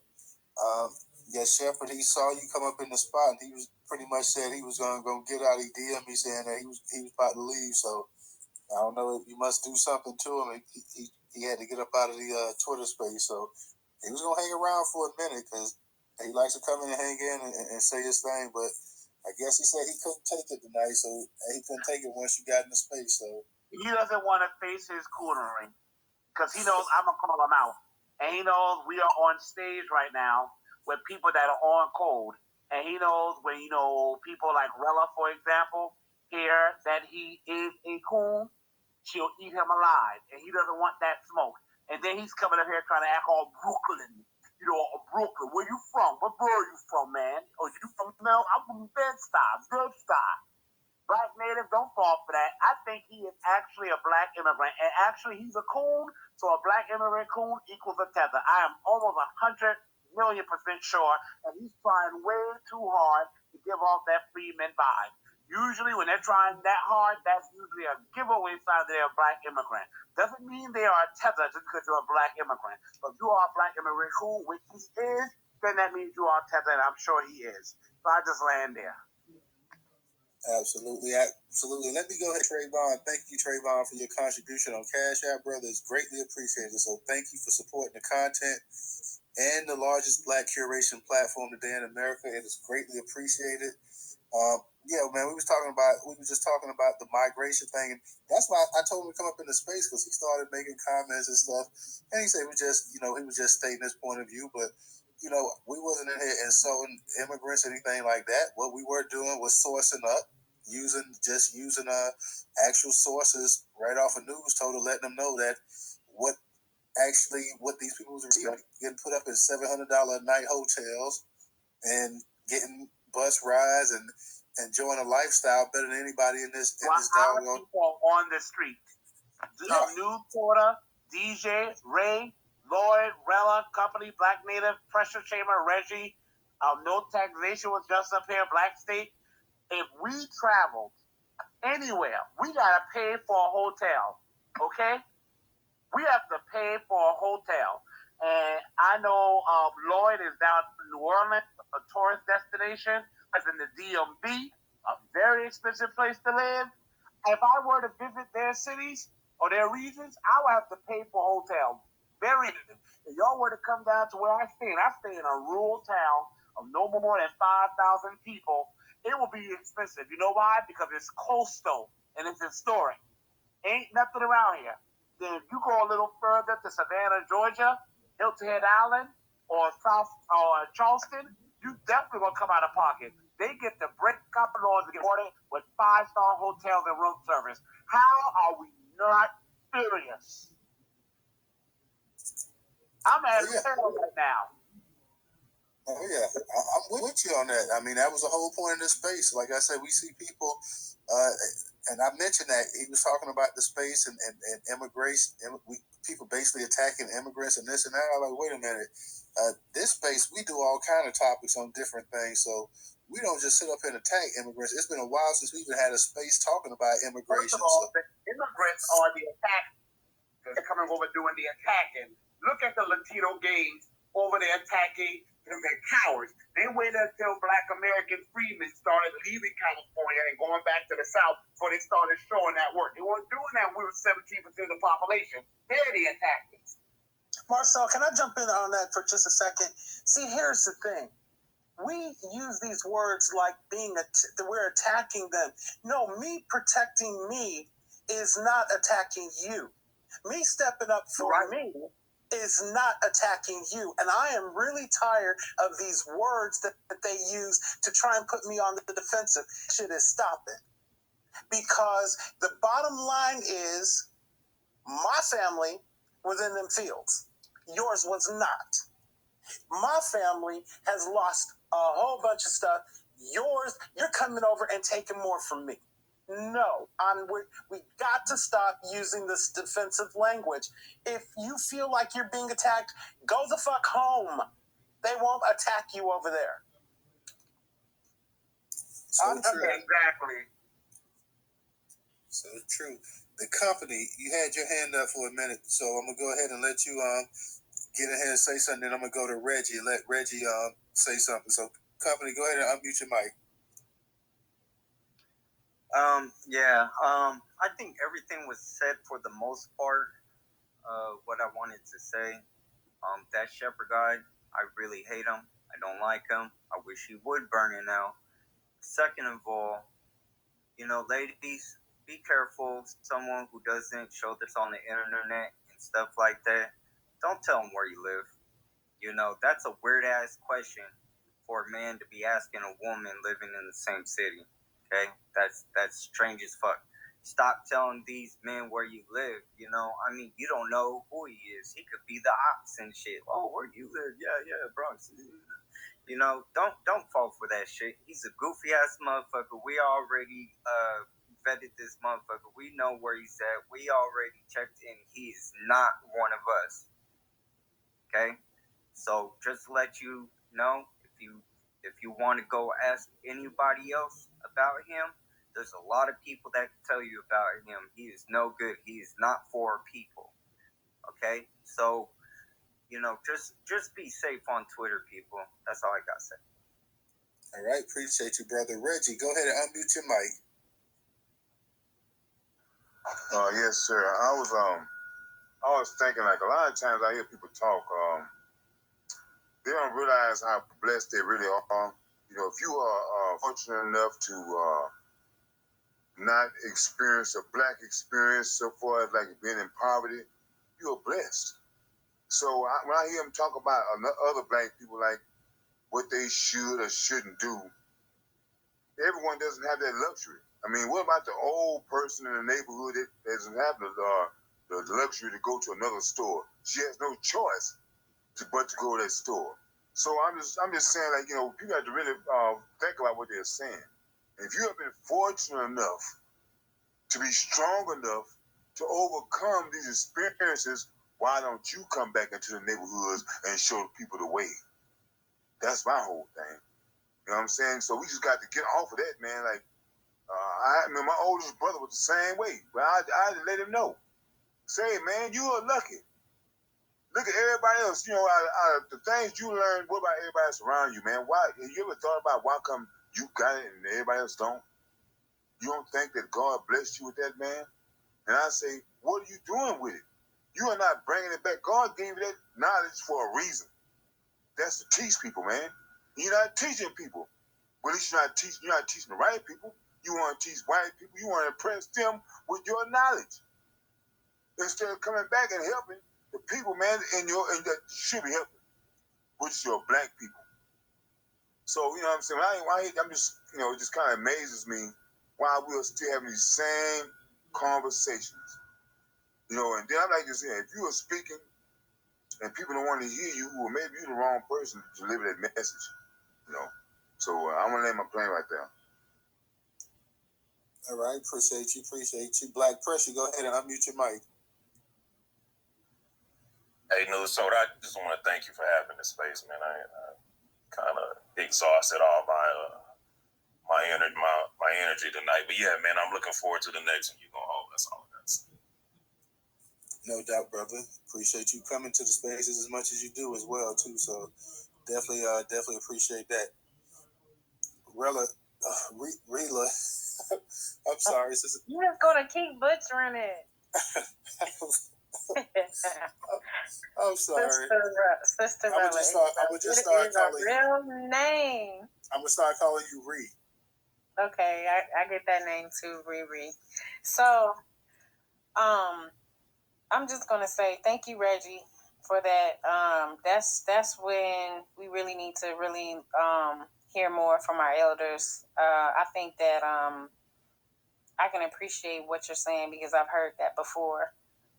You know, a lot of us left, you know, the places where we grew up, and now we have to, you know, figure out how to maneuver, right? I'm from Inglewood, California. LA has been, you know, right now, you know about the reparations task force going on.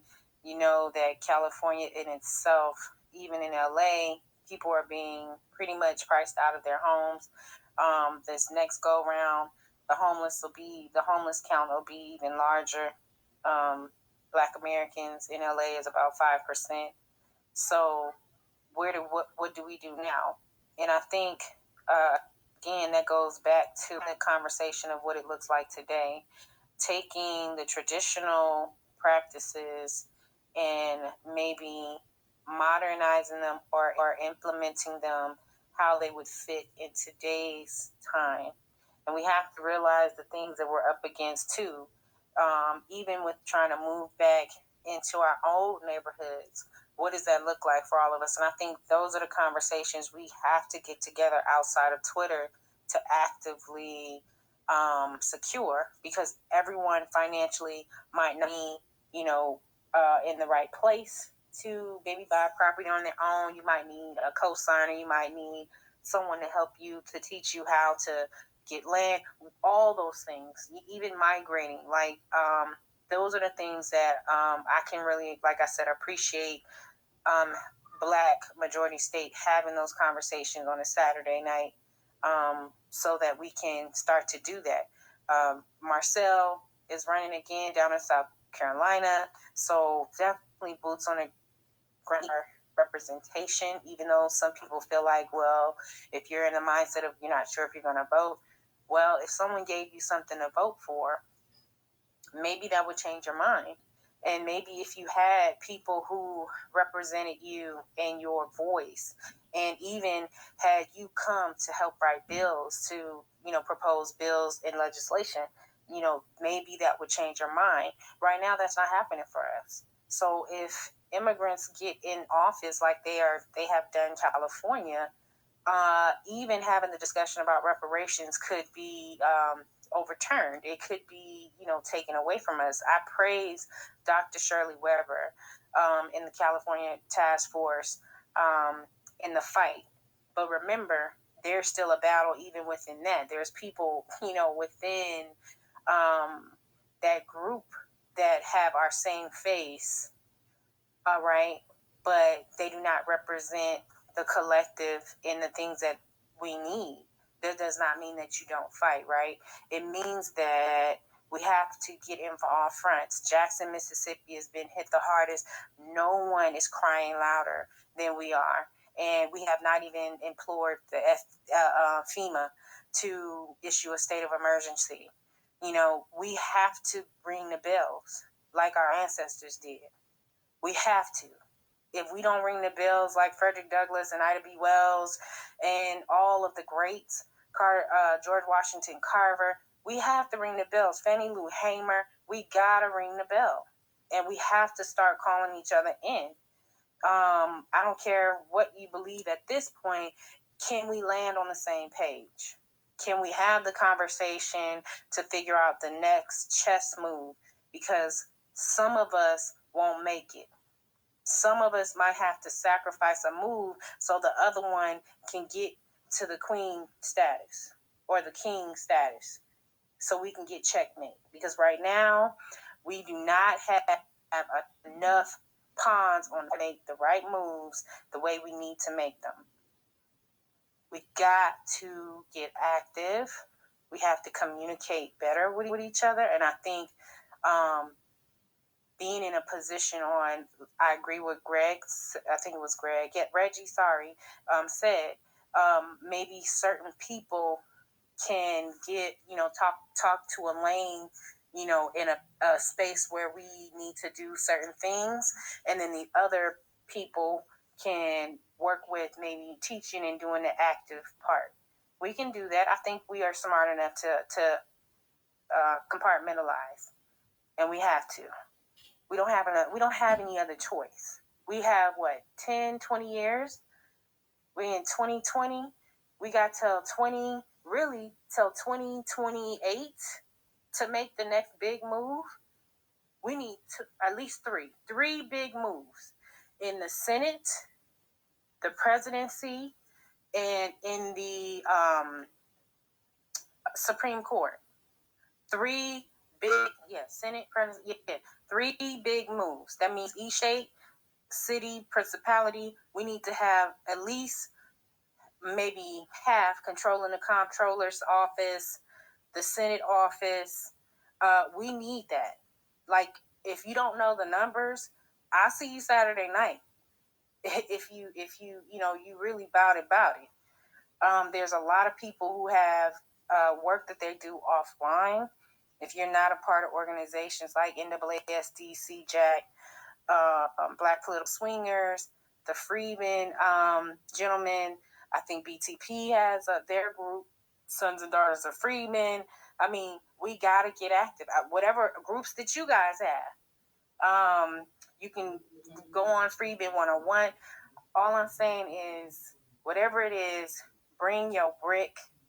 We need to build it today, like yesterday. That's it. Can I jump in real quick? Wait, Lloyd, because let's let the new speaker, T. Morgan, get up in here real quick. T, go ahead and mic, and then we'll get to you, Lloyd. Thank you so much. Hey, Newstoter. Thank you for hosting this space. I love your spaces. You always conduct them so professionally. And then we have content creators come in and try to find them some content to create. If you look at your Jumbotron, that guy Wolf, he has just spammed the Jumbotron just as he came in here and derailed the conversation. I just suggest, or I would like to offer that in the future, we don't allow him to go back and forth with people, just as you do with everyone else. You give them a chance to speak, and then you allow one rebuttal, and then we move on. This guy, he is a total, complete adversary to the movement that we have going on. He just is looking for some way to create content to try to move over to his space. And I do agree with what was it, Rella or whoever just spoke. Hey, yeah, we need to, we need to be moving swiftly. We see how quickly these people are flooding into the country, and they are going to outnumber us, and then they're going to start running for elections, and then again we will be on the bottom. But before that happens, because it will, we need to get on the ball and getting this legislation written, finding our attorneys to write this legislation, finding attorneys who have already proven success at winning in this battle to receive reparations for whatever group they were representing. And again, Newstoter, thank you so much for the space. Mark Carter, I don't know if he's still in here, but I got a lot of great information from him tonight, and I will be reaching out to him. And thank you so much for this time and opportunity. I'm playing. All right, no problem, sister. Appreciate you always coming in and supporting the spaces as well too. So it's always a joy to hear you speak, sister. So definitely continue to support us and help us to get it out there as much as we can. DJ, you done dropped down the speaker. Twitter kicked me completely out of the app, yo. Real talk, yo. Lloyd, go ahead and unmute your mic. Yeah, I kind of want to follow up what Rella and so here's the thing. We now know what we have to do. We have to organize, we have to get active, we have to join, we have to do all those things. The next question is, how do we do it? Because a lot of people don't know how to do it. Here's the thing. This is not rocket science, people. We all, and I'm not saying we're not, I'm saying we are, all behind Marcel. We need to make sure that in 2024, Marcel Dixon is going to Congress, and we need to send some other people with him because he would only be one vote. So we need to be, the next move is to make sure that for the next 2 years, you're sending Marcel some money. The other thing that we need, I'm just going to say this. I'm ex-military. When I was an officer in the military. First thing they taught me at officer school is you can win a war in 7 days if you get control of the food supply, you get control of the water supply, and you disrupt communications. So I'm going to ask everybody to make sure you are supporting Newstoter every month, because that's our communications. That's our communication. Marcel is our political arm. If Marcel says, I need 50,000 people to move to the 6th Congressional District in South Carolina, then we need to identify 50,000 people and help them move. If I haven't talked to Marcel, so I'll just go ahead and put it out there publicly. Marcel shouldn't have to be running for Congress. Marcel should be out here across the country identifying candidates that can run, and then endorsing them so that we all know who to vote for, and that when he gets to Congress, he has a team. And then we should be looking at down ballots. If you don't know what down ballot means, it means city council races, mayor seats, governor races. We need to be putting people into all those. And like Black Majority State has been trying to tell everybody for the longest time, all we have to do is take over one state and we have everything. If we can get Delaware, we have everything. So if we need to stop talking and actually start doing it. And if you don't know what to do, listen to the people that do. Rella, and I love that, Rella, would you call us the Fabulous Four or Marcel? I call them the Fabulous Four. Mm-hmm. Yeah, trust Marcel and the Fabulous Four know exactly what to do. We know. So I'm saying, and it's not rocket science. It is. No, it wasn't us. It was it was William, Tamara, Marcel, and at the time, it was right, Brandon. And that's the other thing. So Marcel said Tamara, William, and the other two. He said these people. So then don't argue with him. Just support them. Send them a check. Or make some phone calls for them, because we know how to do it now, right? Or join their platform so your influence helps with their legislation. You start to now look at the demographics, what they're doing, and you incorporate what it is that we need. Remember, everyone is not going to be in a state probably that they serve a predominantly Black city, because we all don't live in heavily populated areas unless you do, right? So I'm speaking to people who might be on the outskirts and don't know. But if you don't, you could still get involved in influence. I think was it T. Morgan? No, I think Black Native said that. Influence is important, because what's happening. All you gotta do is talk to the people in your family, talk to your neighbor, talk to the man sitting next to you on the bus when you're going to work. It doesn't have to be a long conversation. Just open their mind up. And one thing I wanted to say to T. Morgan, you said that we need to get attorneys to write the laws for us. That's not the way it works. So here's the thing, and I know because I've been involved in legislation that affects your life today. And here's the way we do it. What we do is we just write down what we want. So I want the law to say that police officers can't shoot unarmed citizens. That's what I wanted to say. And I wanted to say, if you do, then if a police officer does, they're going to jail for 50 years. We just put that language on a piece of paper, and they have a thing called legislative, in Illinois, they call it the Legislative Review Board.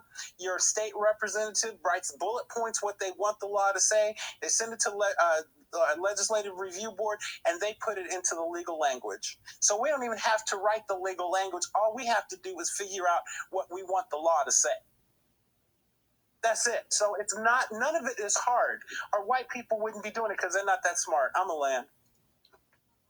Well, why hadn't we done that? Now the reason why I say get people that have, and they have proven to be a success at it. They have won cases. They have won lawsuits against the United States, or they have won reparations claims. That's why I say we need I have witnessed. I can witness. I can testify. There actually were some people that did it. Marion Barry did it. But remember, Marion Barry also had people who he also put in place around him. You also had a team of people here in Virginia who wrote bills for local reparations, and they actually passed. There's two on the books. Yeah, that's what I want us to do. I know, but we don't have to keep reinventing the wheel. Let's get some people that have already proven success. But it's you. But it's you. No. It's you, Morgan. It's you. It's you, boo. It's you.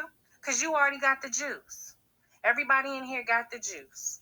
The problem is the T. Morgan need to be the T. Morgan candidate. The T. Morgan needs to be the T. Morgan comptroller. The T. Morgan needs to be, even if you don't have the, right now you might not be in a position to be somewhere, right? You could be the T. Morgan that's spearheading something for someone on a committee in the state or local. See, that's the difference. We were only putting sprinkles of people here and there and then running behind the Divine Nine. Excuse me. I'm not trying to disrespect nobody. I really am not. But all I'm saying is Chucks and Pearls is not going to get you anywhere if all you want to do is sing on TV. We can do that anywhere, okay? You can call up Mona Scott and she can put you on one of her shows if that's what you want to do. She might not. But at the end of the day, where we need to show up is behind the scene. And then we put the people that we know can talk in the forefront. But remember, we're going to always have our position. So, T. Morgan, here, understand this. It all starts with controlling the policy-making positions. Because everything that happens in this country happens because of a policy.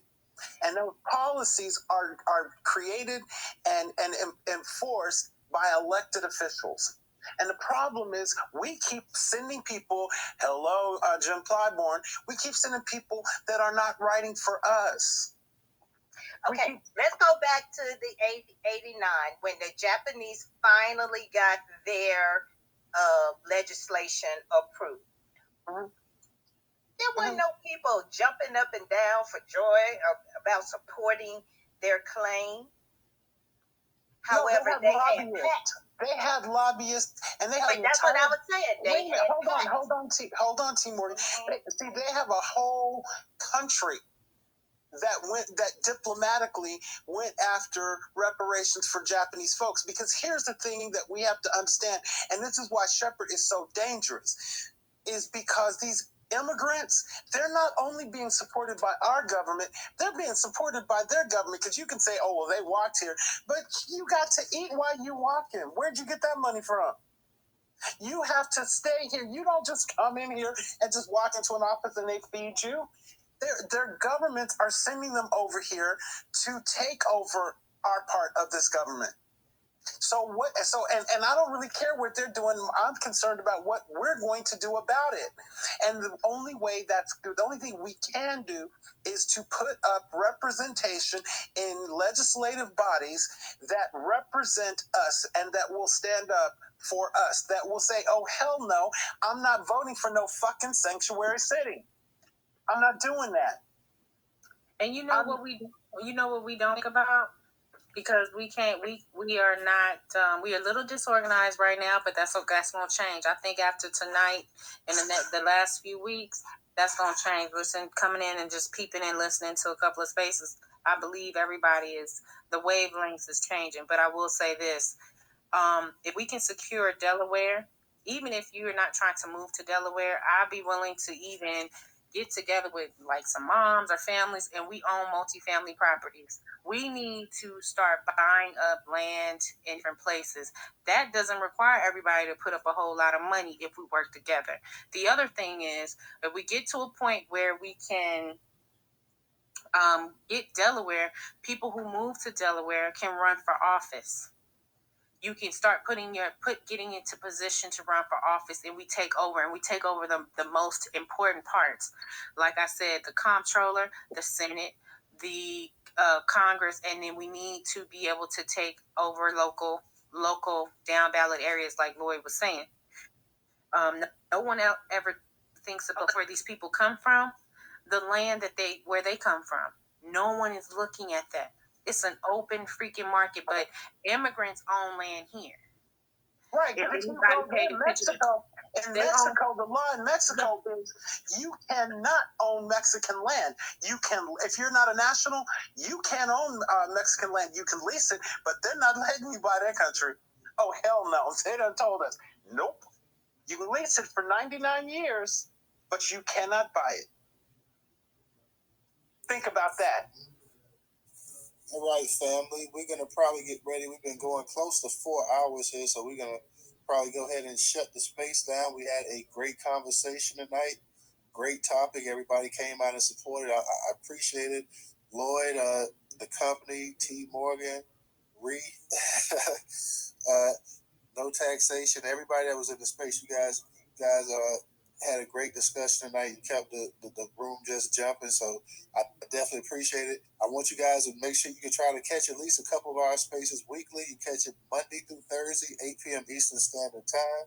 You know, we do a lot of different topics and conversations and stuff like that. So just make sure that you can, if you can't catch it live, at least try to catch the recording, because we always try to record it, so you can always go back and catch up on that. And like I said, we're not going to keep anybody too much longer. Make sure you're following the host, the co-host. Follow all the speakers tonight in here too, and start networking. Even follow people that just are listeners in here. Y'all start following each other so you can go ahead and stay well informed as well. So we can create our own little network just outside of Twitter as well. So definitely, I appreciate everybody that came into the space tonight. Support Newstoter. Visit the site daily. Bookmark it.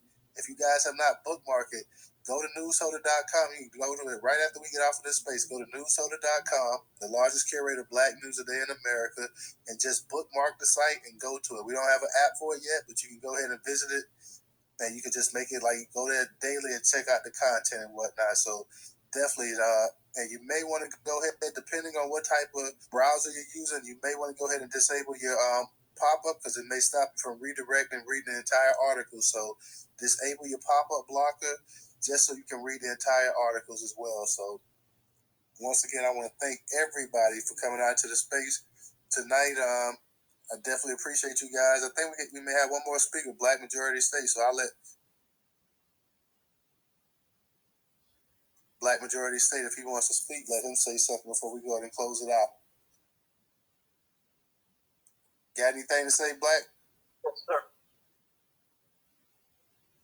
Thank you so much, man. I love this space tonight, even with all the little back and forth that was going on.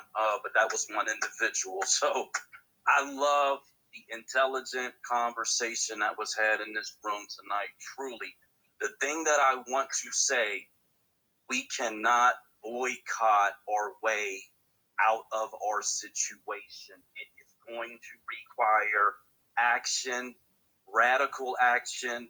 We are going to have to do something that we've never done before. And man, dear God, hopefully we are ready to get there, because I'm ready to go. I'm ready to go. So I'll end on that. Thank you so much for allowing me to speak. Todd, I know you're getting ready to hang up, but could you do a space very soon about how we're going to plan what we need to do, how we need to bring all these factions together under one roof, you being in charge of communications? Can you do that? Because folks just need to know what to do. Where do I send my check? You know, if I'm going to move to Delaware, what real estate agent should I call? That kind of stuff. Would you hold a space like that? Yeah. Me and DJ, we could check it out and see by holding the space like that. Me and DJ Ray, we could get together. Possibly a Black State Majority. He can, everybody that we know, we can all come together and try to put our heads together and try to come up with something like that. You as well too. I mean, like y'all are supporting when I run for Congress from Louisiana. Y'all are supporting me. In case you didn't know, just let me know. Hey, can the sunflowers? Can we run your six? I'm just saying, you know. Of course. There's no it's got our back. But I was just saying, Tyler, that's why I keep huffing and puffing about the Black business. So there you go, bro. We go hand in hand. We getting that done too. We getting that. We still working on that. So I don't want anybody to say, yeah, y'all been talking about that for a minute. We're gonna get it done. I promise y'all. We working on that for the Black. We also want to do a Black space too. Anybody has a business, whether you have it incorporated or you just you brain hair out the house. You got a phone number. You want to go ahead and come up in that space. You got a website. You got anything to broadcast and advertise. Hey, we trying to make that possible. So anybody, you got a book out or whatever, we want you to come out and let everybody know about it. So we definitely trying to get that together. And like you say, Newstoter, we also, and I'm also building a appraisal team. So okay. I'm actually going to get my appraisal license, and I know Black told me I need to start doing it, but so I'm actually looking to raise money to take the class. It's $1,900, and yes, I said raise money, because it's actually multiple conversation. Okay. I know. Yeah, okay. Okay, but you can't jump on me. I'm doing it now. So okay. I'm putting it out there that so the goal is to, if I get into the class, pass the class, and then I am going to sponsor the next appraiser.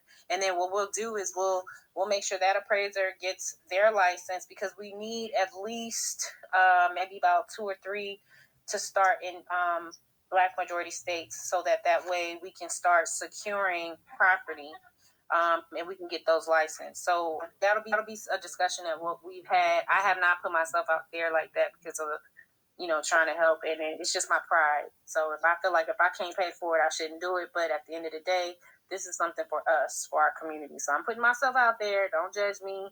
I'm not trying to come from nobody's coin or anything. Call me, brother. No problem. Black, I saw you had your hand back up. You wanted to add something else too? No, sir. I'm good. That was a mistake. Yeah, I support Rella. If you get your GoFundMe up, let me know about it. Gotcha. Definitely. Like, yeah, we can definitely, Lord, we in the back channel, we can communicate, me, you, and DJ. I include Ray, Black State Majority. We can go ahead and see exactly what type of space that you think, on what levels and stuff like that we can do or whatever.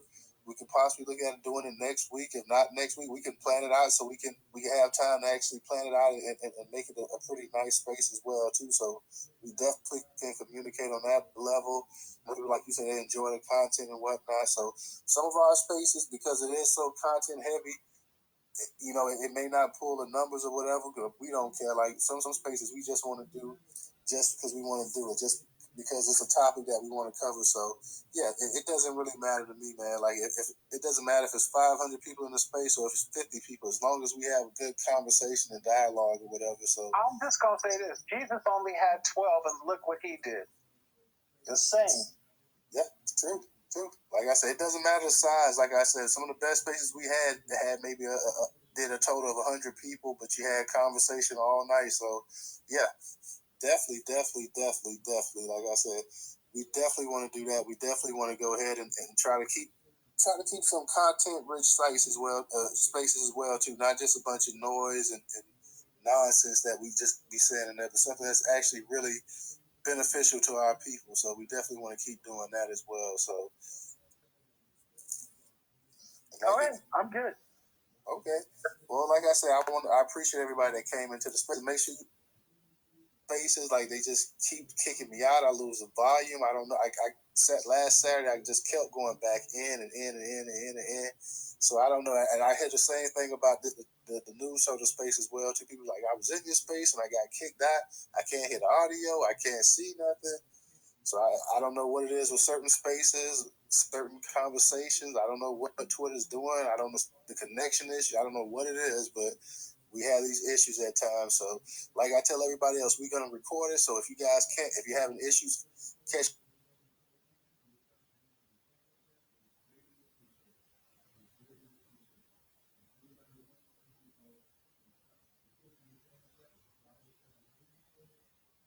it live, make sure you just go ahead and catch the recording. Also, it is greatly appreciated. And if anybody else would like to contribute on Cash App, it's $Newstoter, $New.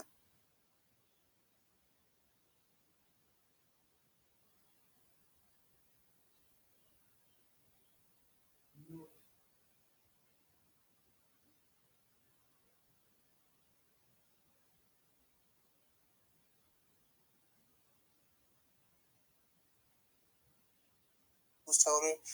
We will definitely be back Monday through Thursday. Don't let that happen. I read that shit. You know what? That is exactly what they did with the Freedmen's Bureau. Exactly. So that's what I was asking. So maybe we can talk about it on the back channel, because I don't know if a lot of people know to show up during the hearing that they're getting ready to have, because he's trying to go back and pretty much like walk everything back. And mind you, this is he's a Black American man, and unfortunately, Jim Clyburn, go ahead. Right, and unfortunately, we all know black faces in high places don't mean anything. So, with that being said, again, that is we need to ring the bell, and people need How to. do we get there? Can we do it virtually, or do we have to actually go?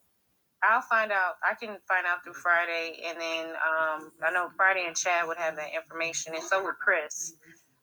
So I'll find out, and if that's some Newstoter that you would be willing to cover, or we can try to get it out to the media, DJ Seg One, we can do that. Oh, I forgot. Hey, Ray changed his picture.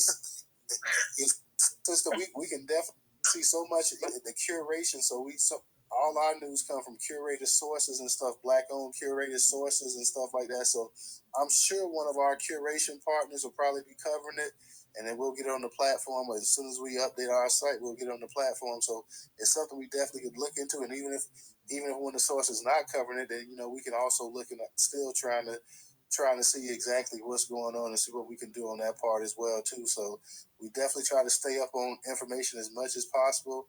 Of course, that's why it's great having you guys as a network too, because no one source can cover everything. So no one news source can possibly cover everything. And as long as we have people like you guys in the space right there, because a lot of times people hit me up and DM me, "Did you see this? Did you hear this?"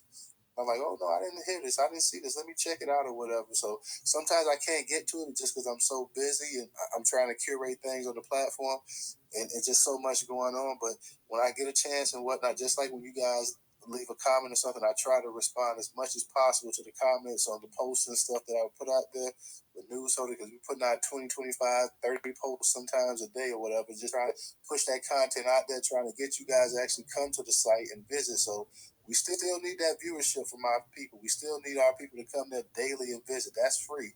I mean, can I ask you a question, Toad? Are you willing to expand your vision of Newstoter?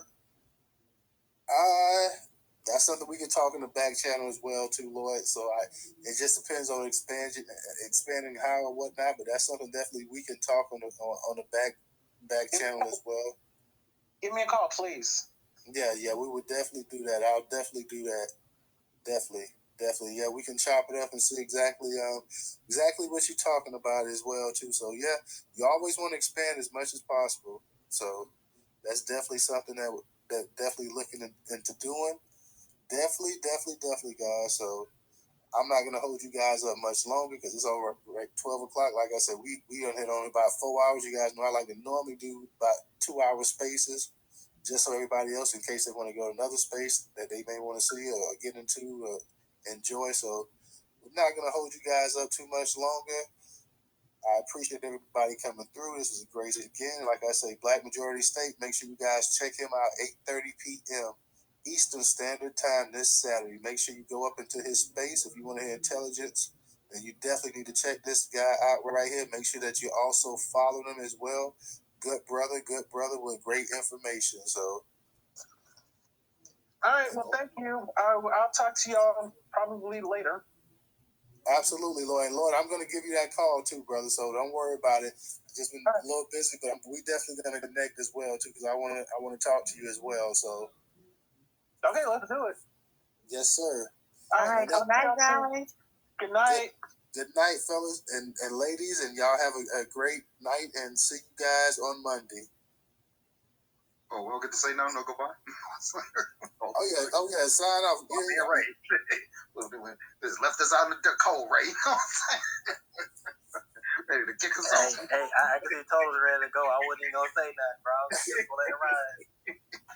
Hey, yeah, I just wanted to play this little clip, just real quick, Toddy, just 2 seconds, yo. And I'm trying to do some editing real quick without giving up all the info, but hopefully y'all could just hear it and understand that I might have to play just twice for you real quick, but hopefully y'all can hear it. Everybody mute your mics real quick. Hold on a second.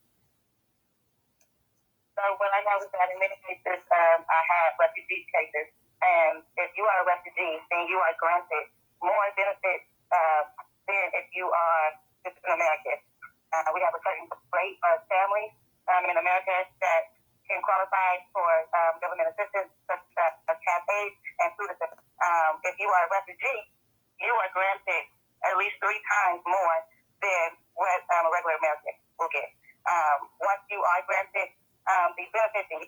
becoming a program. They do have so many organizations for refugees to get business loans, things like that. That is not offered to other minorities. So you heard that right there. You know what I mean? It's just coming straight from a sister that work for social services and all that other stuff. So hopefully you heard that, you know what I mean? All right, Ray, you got something you want to add? I'm gonna be real quick, man. So I posted in the Jumbotron about Ann Coulter. She said African Americans are losing more jobs to illegal immigrants than any other racial group.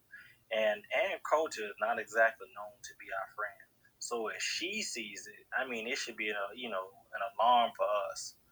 So I'm actually so glad, because it seems like, this time that, we haven't really organized like this since like the 1960s. And I'm just glad to be a part of the family. So I look forward to coming back, getting all this good information from Newstoter. Any way I can help, Newstoter, you already know I'm down, brother. Just let me know. You got my number. Just let me know what you need. Yes, sir, Ray. I know exactly. I hit you up and whatnot. Like I say, we can, me, you, and DJ, and we can think about what we're gonna do next in terms of a space. So we'll definitely do that, and we'll chop it up, and may still hold that football space as well this weekend too, this Saturday. So I'm gonna see what's up on that part as well. We had a nice space last Saturday, so go Dogs. Yes, sir. And on that.